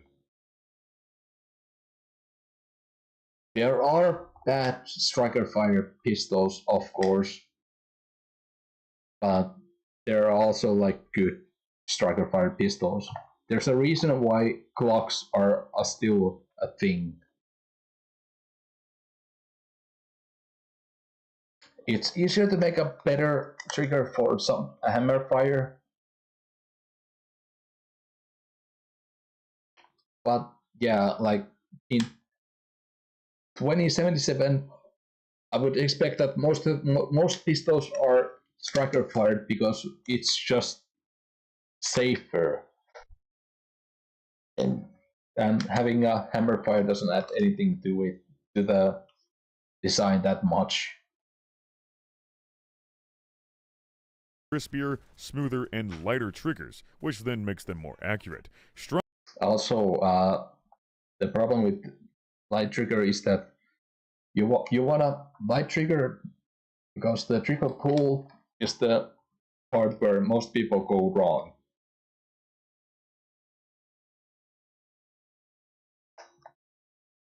The lighter the trigger is, yeah, the more accurate it is, but because the person who's shooting has less room of error to pull the trigger, so to speak.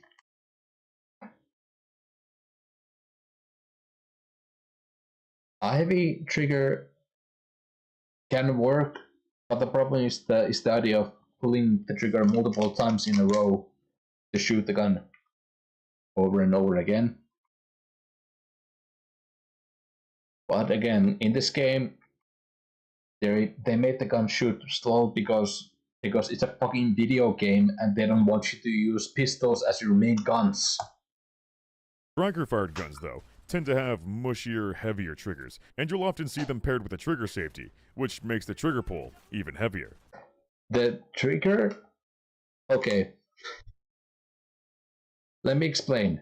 This thing right here is the trigger safety. The only thing this thing does is make it so that you cannot pull the trigger into the trigger well.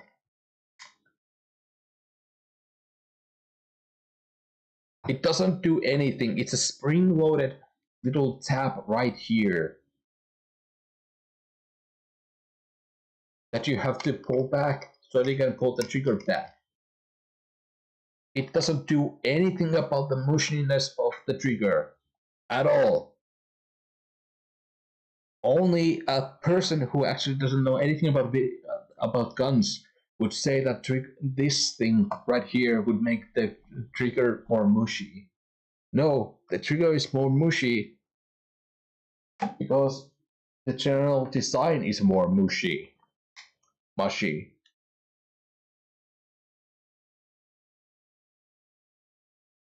This combination is mostly used on concealed carry type pistols, where you want the sleekest design possible, with no exposed moving parts and a heavy enough trigger to ensure that it's not going to accidentally discharge and blow your balls off. It's more about comfortability than pure accuracy in this case. I'm not gonna say anything about that. But when it comes to a hand cannon, you definitely don't want this design. You want your gun to be as accurate as possible, so your best bet is to go with a hammer-fired single-action mechanism, and with a rifle-style bolt too. You know, just like the Desert Eagle. Literally, The Desert Eagle is actually just an useless gun, actually. There's no reason to use a 50 cal in a pistol. If you want accurate shooting with power, stopping power, you go to an SMG at the least. You don't deal with the fucking. You don't want a pistol with with 50 cal because it's just not useful. all they had to do was copy the core functionality of the Desert Eagle, but they decided to change it up solely for the sake of making it look more unique, without realizing They didn't even try to make a fifth. Again, hold on, let me go back. they decided to change it up solely for the sake of making it look more unique, without realizing the consequences of. This guy straight up just said that this gun right here is based on a deagle, and then complained about it not being based on deagle. It's not a deagle. They never meant it to be a deagle. That. It's like the opposite of the problem we had earlier. The Tamayura is supposed to be a hand cannon, but it's built like a 9mm Glock. This gun makes no sense. Its design is extremely counterintuitive, and I do not like it. I think I'll put this big stinker in D tier. Next up is a pistol called, Now, I do not like it. I think I'll put this big. what were the major problems with this gun again? To put it in D tier. Yeah, the major problems with it is that this guy decided that it's based on a deagle, and because it's not based on the deagle, he put it in the D tier because it wasn't based on the deagle.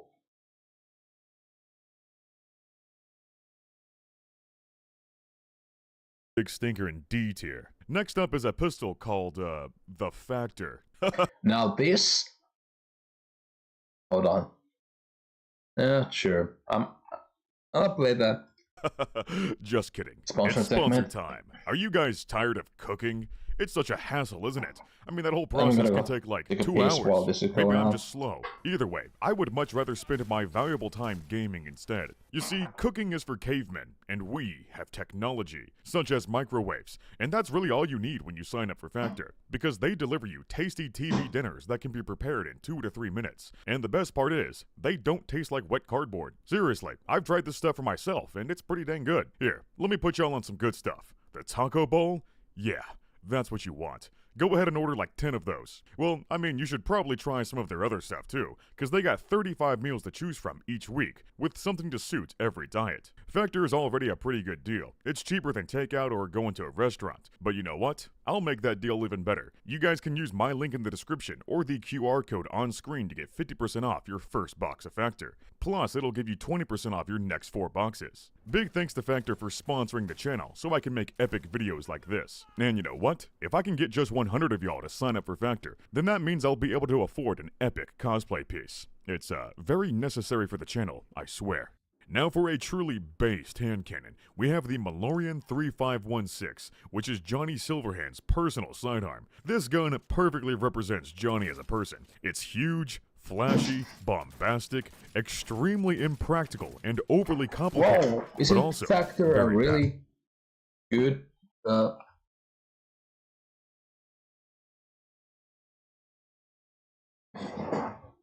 isn't Factor a really cool sponsor of the stream? It's not my stream. Order like 10 of those. Well, I mean, you should restaurant, but you Yeah, actually, like, do actually try to. Ooh, that shrimp looks nice, actually. know what? I'll make that deal even better. You guys can use my link in the description or the QR code on screen to get 50% off your first box of Factor. Plus, it'll give you 20% off your next 4 boxes. Big thanks to Factor for sponsoring the channel so I can make epic videos like this. And you know what? It's not an epic video. If I can get just 100 of y'all to sign up for Factor, then that means I'll be able to afford an epic cosplay piece. It's very necessary for the channel, I swear. Now for a truly based hand cannon, we have the Malorian 3516, which is Johnny Silverhand's personal sidearm. This gun perfectly represents Johnny as a person. It's huge, flashy, bombastic, extremely impractical, and overly complicated, but also Almost like an deagle.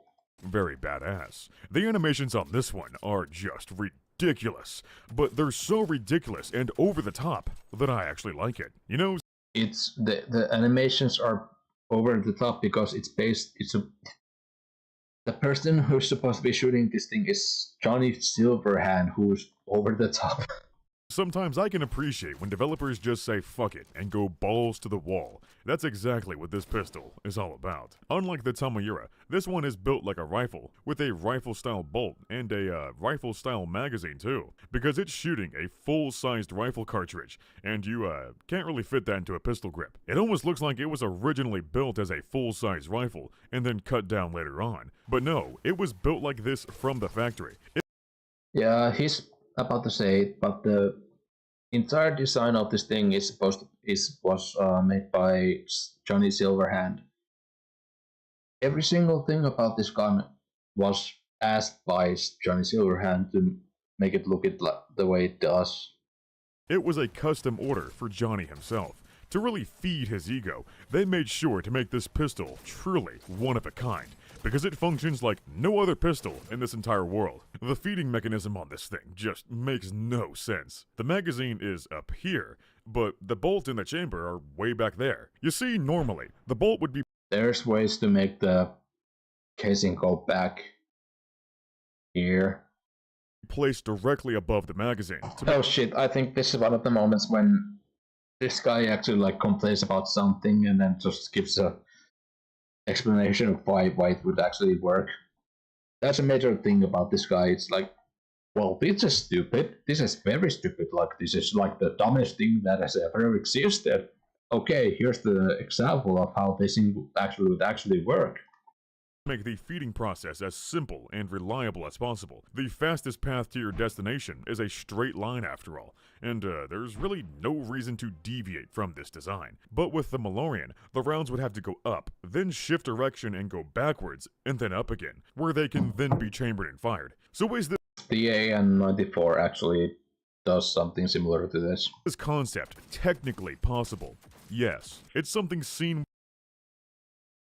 As I just fucking said, this guy will just complain about something about the video game design, and then will tell you that the stupid design is actually not stupid at all. With the glorious Mars automatic pistol. But the problem here is that this thing is clearly not based on the Mars pistol. A really obscure firearm from the early It's not that obscure. 1900s. It has a really weird feeding mechanism that doesn't feed in a straight line. It goes up, then back, then up again. So why exactly would this design ever be necessary? Well, it's not. But if I had to come up with a reason, I guess it's because you can squeeze out an extra inch of barrel length without extending the whole length of the gun. Meaning, I mean, yeah, but also like, it's a fucking Cyberpunk 2077 firearm. it's basically a bullpup, but it's so overly Also, it's not a bullpup. If it was a bullpup, the magazine would be right here, and the feeding mechanism would be right here. It's not a bullpup at all. Complicated for no real tangible benefit, that it's not worth all the trouble. When making this gun, the designer was too busy wondering whether or not he could, instead of wondering whether or not he should. As expected, the Mars pistol never got too popular. Only about 80 of them were ever made, and it stopped production. The main reason why Mars pistol actually didn't go into full production is because it was just too powerful, and it was too mechanically complex to actually get into production. It was just a pistol that had no reason to exist back then, so it fell into obscurity. Production in 1907. Like I said, it is needlessly complicated for almost no real benefit. Plus the as the guy just fucking said, recoil on this bad boy was absolutely dastardly. Anyone who ever shot it once never wished to shoot it again. It was so bad that even the British declined to adopt it as a service weapon, and they adopted the L-85. So that's really saying something about how... Hold on, L-85.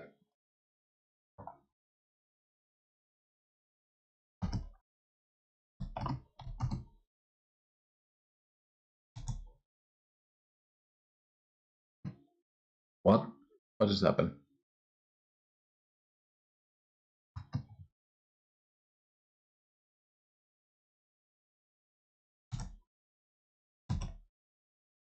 Oh, I mean, the main problem with the L-85 is that it was just poorly produced. Other than that, it doesn't have that many problems with it. Other than it being a bullpup. How bad the Mars pistol was. So with all that being said, and also like many nations, I mean, if you look at America, most of the guns that have been developed for America have been dropped because they want to do something else instead. The LZ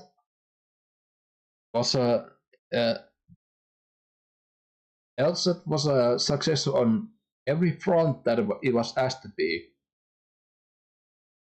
Anyone who actually like shot the LZ said that it was better, it was more accurate, it was lighter, but they still went back into using M249 instead, because I don't know, they spent fucking $100,000 on making a product that they will never use. And same thing happened with the latest next generation firearm thing.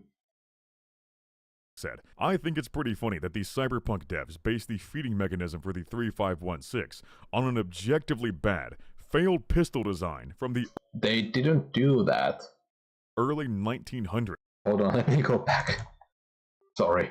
I think it's pretty funny that these cyberpunk devs based the feeding mechanism for the 3516 on an objectively bad, failed pistol design from the They didn't do that. Like, come on, dude. That's not what they did there. It's not based on the fucking Mars pistol. It's just not. It's a rifle pistol. Yeah, there's a system that make the bullets go from here to here. Yeah, but it's not the fucking Mars pistol always. early 1900s. Like I said, I mean, if you think about it, shotguns use this kind of system all the time. this could potentially work, but it's just unnecessary and unreliable, and they didn't implement the feeding mechanism correctly anyway. The animations do show a mechanism picking up rounds and carrying them all the way to the chamber, but it's not connected to anything. It just sort of floats around in a diagonal motion. It seems to be. I mean, again, you're supposed to like see this system for like half a second. They really didn't need to do anything more than this. Operating on pure magic. Also, I don't see why the bolt on this thing has to spin around to feed cartridges. The spinning is probably there to, help with the cooling.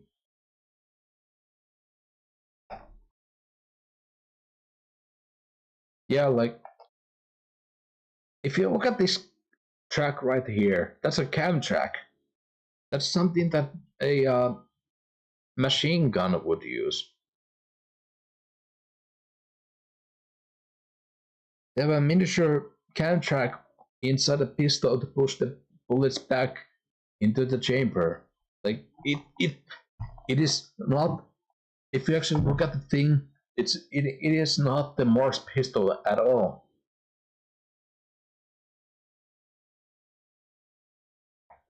It just seems like extra flair to serve solely as eye candy. I mean, yeah, it's supposed to be eye candy because it's the pistol of Johnny Silverhand. I mean, overall, that seems to be the main purpose of this gun. It's just pure eye candy. It's not meant to be practical or reasonable. Its goal is to be as flashy and unique as possible. The melee animation especially is absolutely absurd. I don't know what the hell is happening, but you kinda smack your wrist and the whole gun just fucking explodes. For some reason, this consumes all 10 rounds in the magazine, which obviously doesn't make any sense because you can't shoot 10 bullets at once. The magazine itself doesn't make any sense either. It says it holds 10 rounds, but this thing looks like it could hold like 4. Again, this is not something you're supposed to see at all in the actual video game. Best. Maybe 5 if you push down really hard. What's even weirder are the bullets. They're flat like pancakes. It's like you're shooting deadly quarters at people. I'm not a big fan of the laser light combo either. Not only are they completely non-functional in game. Oh, actually, the funny thing about this one is that this gun was made in 2014, actually, something along those lines. It was this Johnny Silverhand's thing happened in the 2010s. So this whole laser thing would actually be part of something that would happen in current day. Obviously, it's still like cyberpunk, so they still have cyberpunk stuff back then, even though it's supposed to be 10 year, like 5 years back from this. So it's really cool actually to see this kind of stuff because this is the stuff that we see today.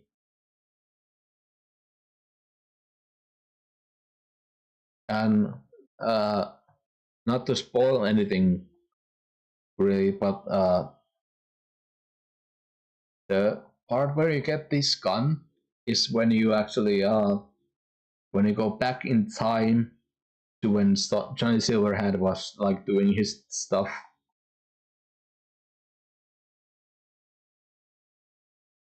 And it is revealed that no, hold on. It was like 2020 when Johnny Silverhand actually like did his stuff and got himself killed. So yeah, like this stuff is 50 years old when it comes to the main game stuff.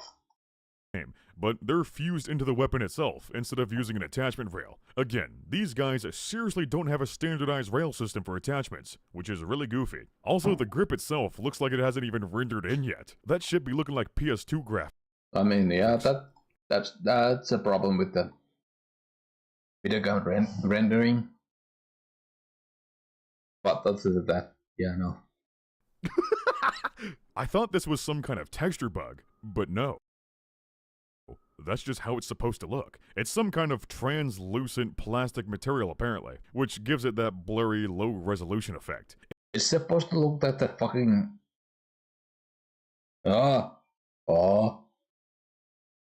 It's supposed to look like those Nintendo consoles that have the translucent stuff.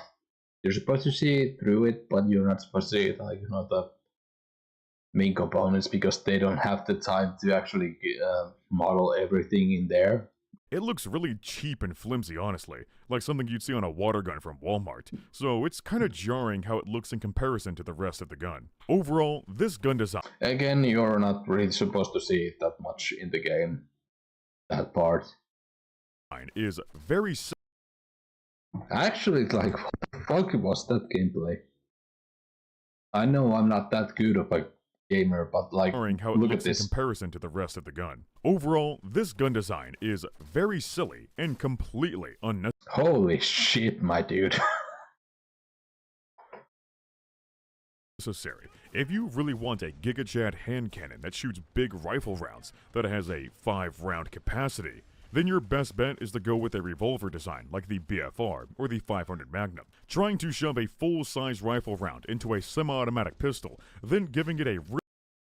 Bro, you cannot blame the game for your dogshit gameplay.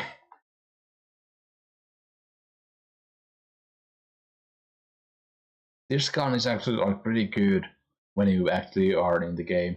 Really complex feeding mechanism just to squeeze it on an... Just don't fucking...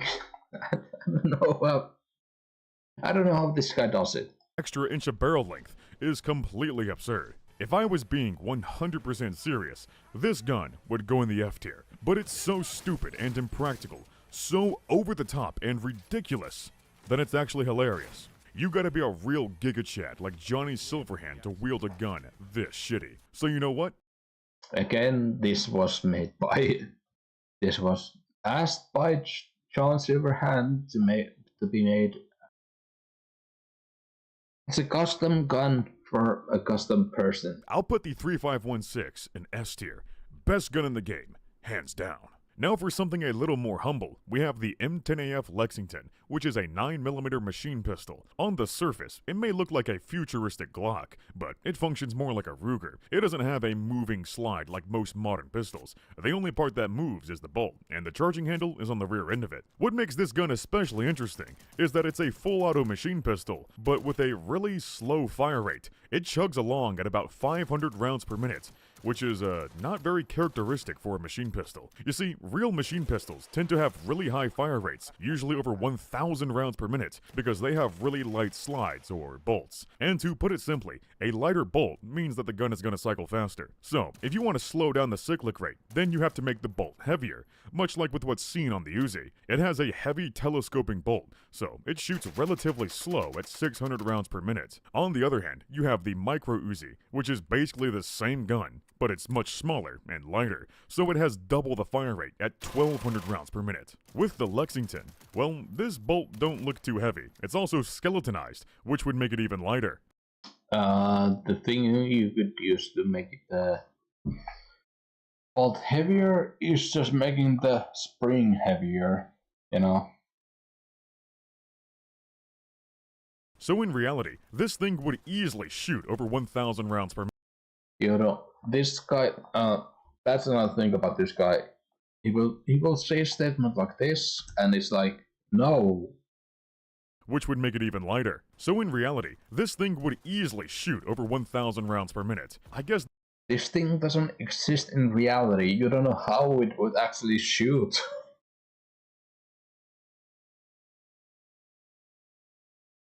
It's pretty easy to make the recoil spring heavy enough so that it would actually like shoot pretty sluggishly, you know.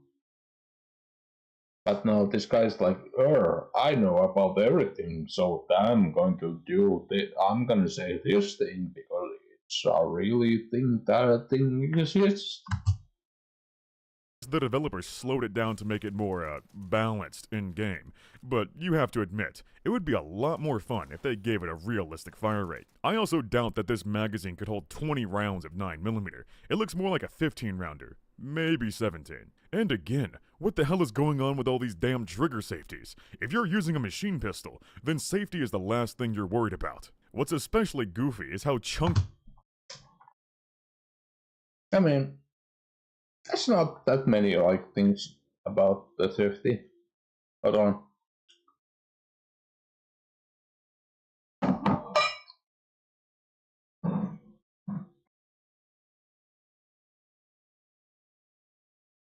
There's a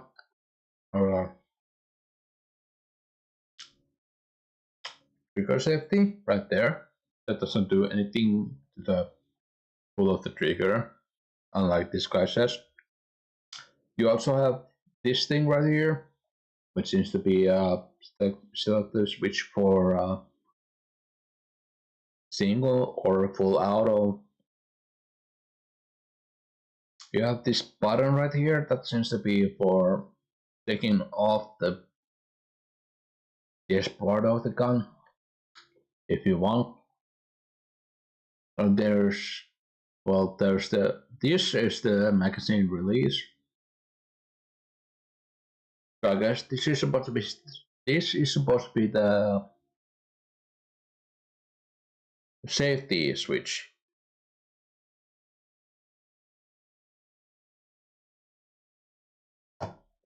Again, this guy like makes a huge deal about the whole thing.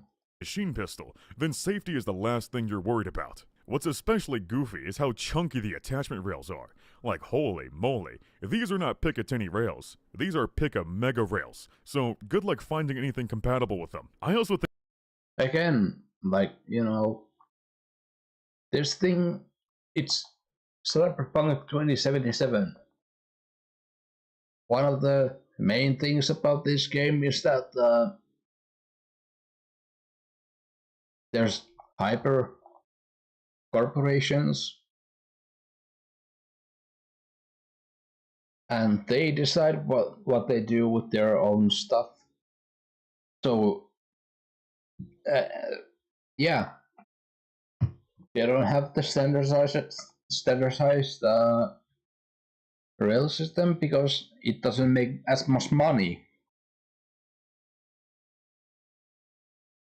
Sorry. I think it's really funny how the Dying Knight variant comes with an underbarrel bayonet attachment. Or really, it's not much of an attachment because you don't utilize the rails to attach the bayonet. You completely swap out the parts, which further proves just how useless these rails are. And yeah, you can put a bayonet on a pistol. It has been done throughout history, but they were virtually never used. Nowadays, it's more something you would see on a cringe tactical mall ninja build. But okay, assuming you would use. I mean, not to call out anyone, but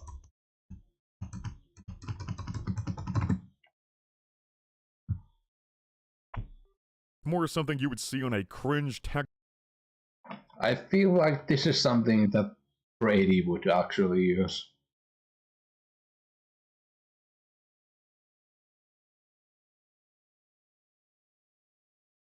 I'm sorry. I'm sorry.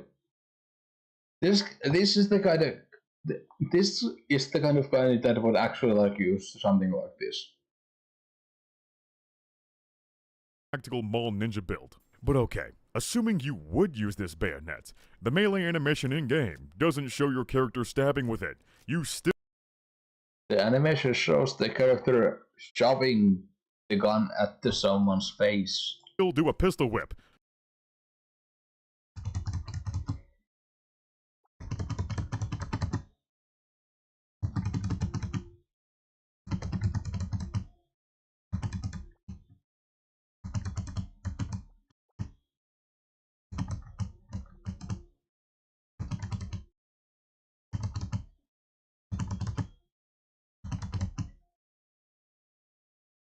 Okay, how is this not using the bayonet on the firearm? Like, obviously, I have a problem with using the bayonet on a pistol, but the animation shows sliding the gun downwards. How is this not using the bayonet at all? I get it, like the retrieval animation doesn't show using the bayonet, but yeah, like what's the problem here? A pistol whip. So it's complete. It's not a pistol whip. Pistol whip would be using the magazine of the gun. Completely pointless. Even if there were a stabbing animation, this knife isn't long enough to get any considerable amount of penetration. So it's not definitely supposed to be to stab into someone that much, you know? sorry guys, but 1 inch of penetration just ain't gonna get the job done. It's gonna get the job done. I think this thing is legally considered a micro bayonet. Like, come on, if you're gonna mount a bayonet, at least make sure that it extends far enough from the barrel so that you can actually stab people with it. Overall, you can stab with people with it. I can't say the Lexington is too bad. I mainly think it's lame because of how slow the fire rate is. I think I'll give this one a B tier, because it's not quite as aesthetic as some of the other pistols. For the last of the it's a cool gun. Okay, let's go with this. power pistols, we have my personal favorite, the Slaught-O-Matic. It's another machine pistol, but this one is chambered in 45. At first glance, it may look like a Nerf gun, or even a squirt gun, but don't let that fool you, because this thing squirts out lethal doses of lead. I know it may look like a piece of junk, and well, that's because it is. It's a flimsy plastic gun made by a company called Budget Arms, so that should tell you everything you need to know. This thing was purposely built to be as cheap as possible, even cheaper than a High Point, if you could imagine. It's so cheap and shitty, in fact, that you can buy them from vending machines. The European mind simply cannot comprehend this. And for some reason... I mean, I'm European, and this seems like a, you know, the natural follow-up for the, you know, guns in America. Just buying a gun from a slot machine, I guess. All these vending machines tend to be in low-income Vending neighborhoods. machines, sorry. Weird. These things are so unreliable that they gave it a 20-round warranty, but it comes with a 36-round magazine. So chances are, you wouldn't be able to finish a whole mag before it blows up on you. But this magazine wouldn't hold 36 rounds anyway, because it's a lot shorter than a real 30-round 45 ACP mag. It's a freaking...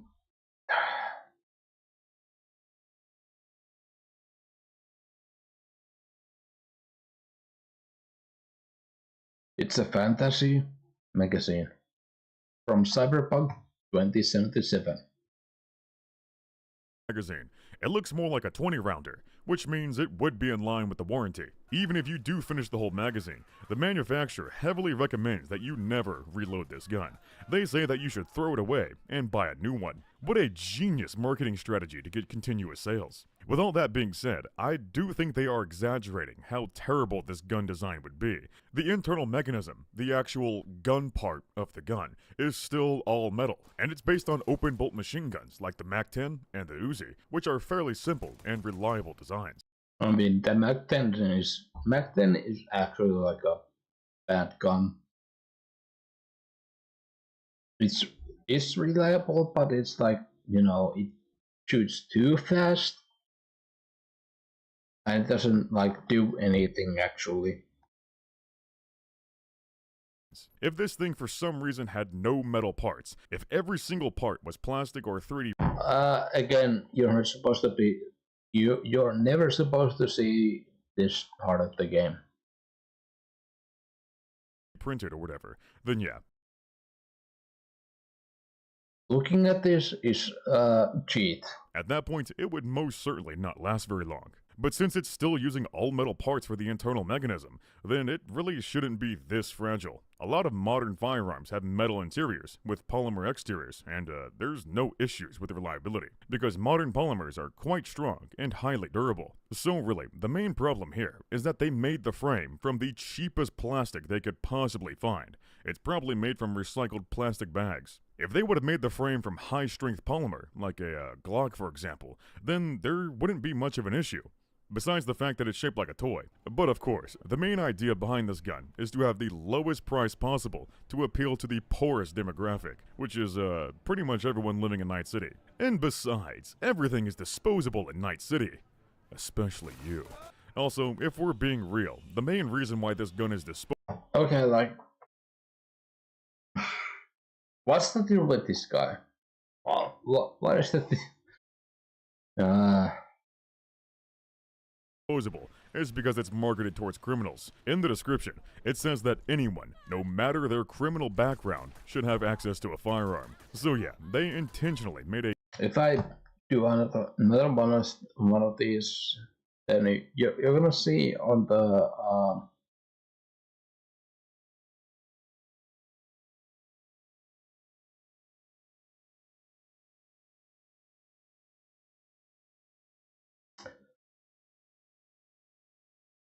the second one that I'm gonna do, if I'm gonna do one, is because it's for fuck, what is the stupid game that Bethesda made? Anyway, yeah.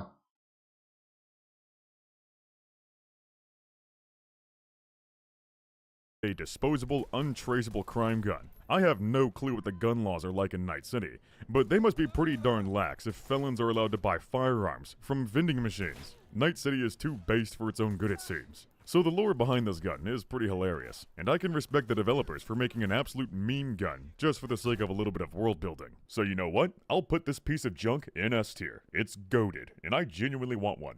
Now let's move on to the revolvers. First up is a big hunk of iron called the Overture.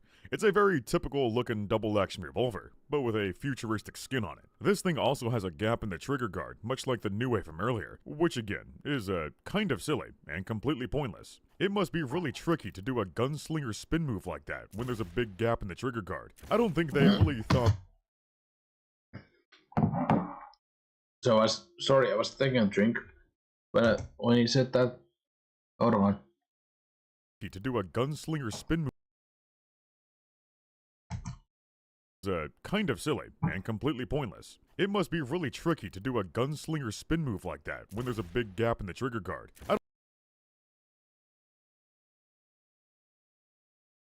What?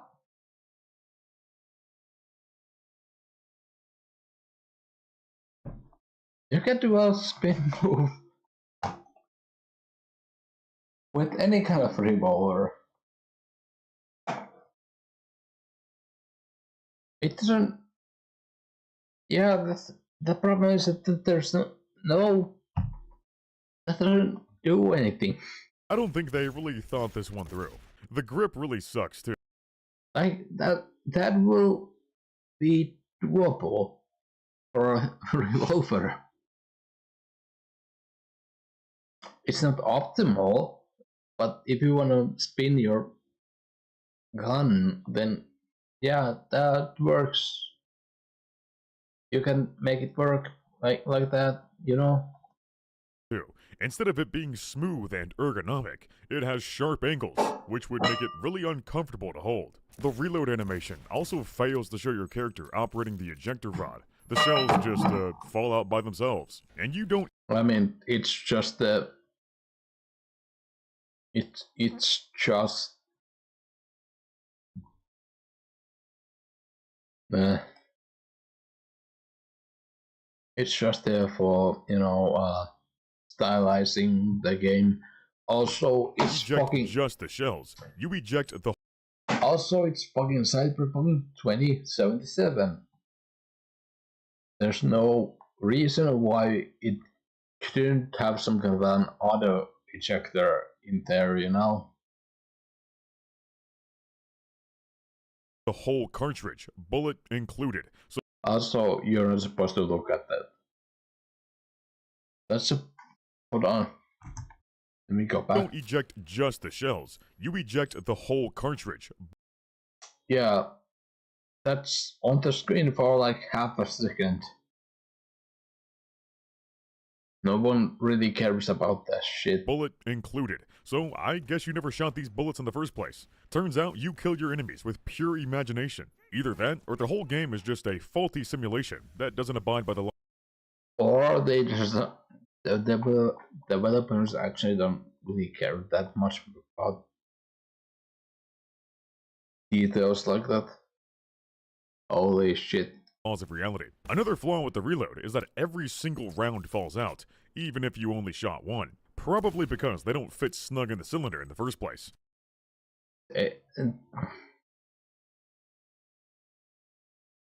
The reason why they do that is because there's no reason to actually care about the animation shit that much. Either way, it's completely unnecessary to eject a whole bunch of unspent rounds when you're just gonna end up replacing them. A better way to go about this is to only eject the spent rounds and then replace just those. Cyberpunk. Alright? You. Holy shit. That was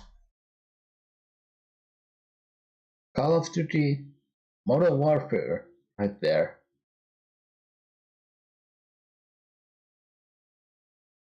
They've had a problem with this since Call of Duty Black Ops 3, at least. Does have a partial reload mechanic, so they do have the ability to implement this. They just decided not to. Overall, I do like this gun. It feels pretty badass and it looks cool, but it also has quite a few boneheaded mistakes. I'll put the Overture in B tier. Next is the DR5 Nova, which looks like some kind of a deformed hunchback. You're probably wondering why the cylinder is in the wrong spot. Well, that's because it's based on the Mateo.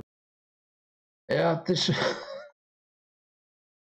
this is one of the things I dislike about this guy is that why is this skin thing stupid? This thing is so stupid. It's a stupid thing. Well, anyways, here's the realistic version of the thing that I called stupid. Yeah.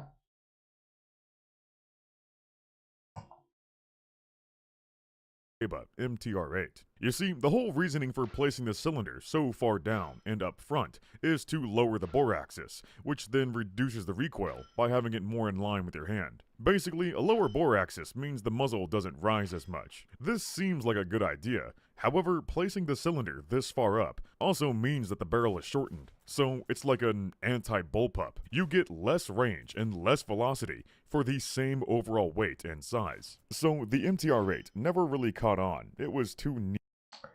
Well, the problem with the barrel length is that you need a certain amount of length in the barrel to burn the powder behind the bullet.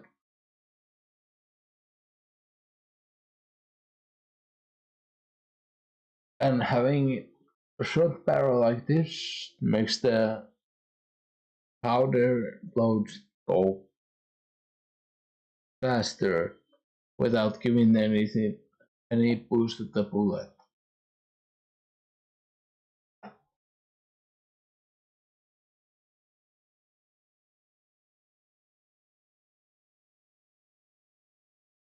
Niche of a design. And really, the biggest problem here is how far forward the cylinder is, because you don't need to do that to have a low bore axis. The later model from Mateba, the Unica, would improve upon this concept by having the cylinder in the traditional spot, but instead of shooting from the top chamber, it shoots from the bottom one. It's also pretty neat because it's a self-cocking revolver. It always shoots with a crispy single-action trigger pull, meaning it's technically also a semi-automatic handgun. So I think it's kind of funny how the developers intentionally chose the outdated, obsolete design from a tape. It chose this design because specifically because it's outdated. It's Cyberpunk 2077.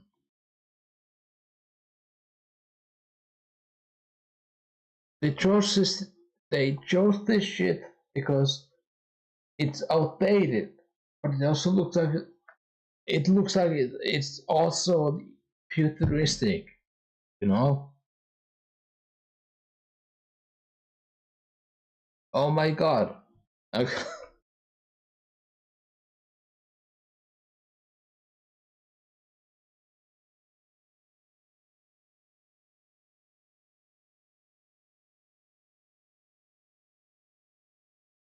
Holy shit. Like,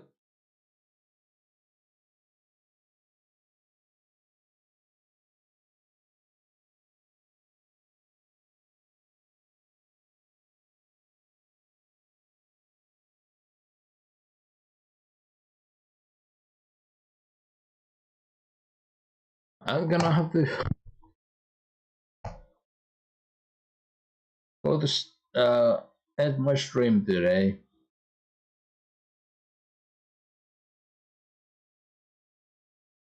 But I think we're gonna have to do this kind of stuff later with less drinks, you know.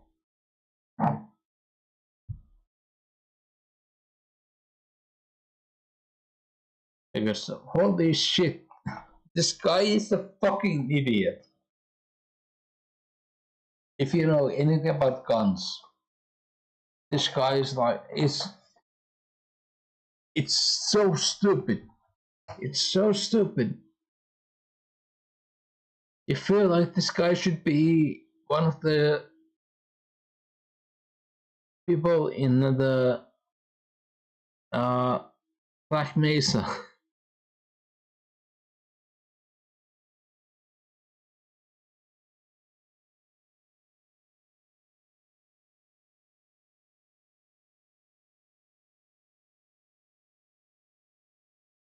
Uh, anyway, I might do gun disassembly streams later on with this guy, and I definitely have to do. When it comes to streaming, I have to download the videos.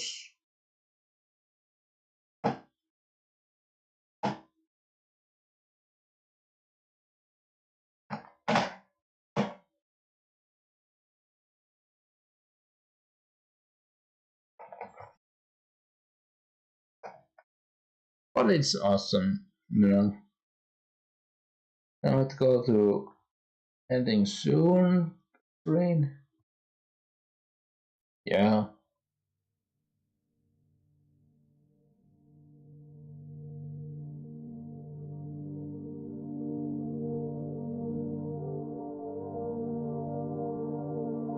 See ya later. You know, when I'm less drunk. This shit is way over the head of anything I do, but see ya.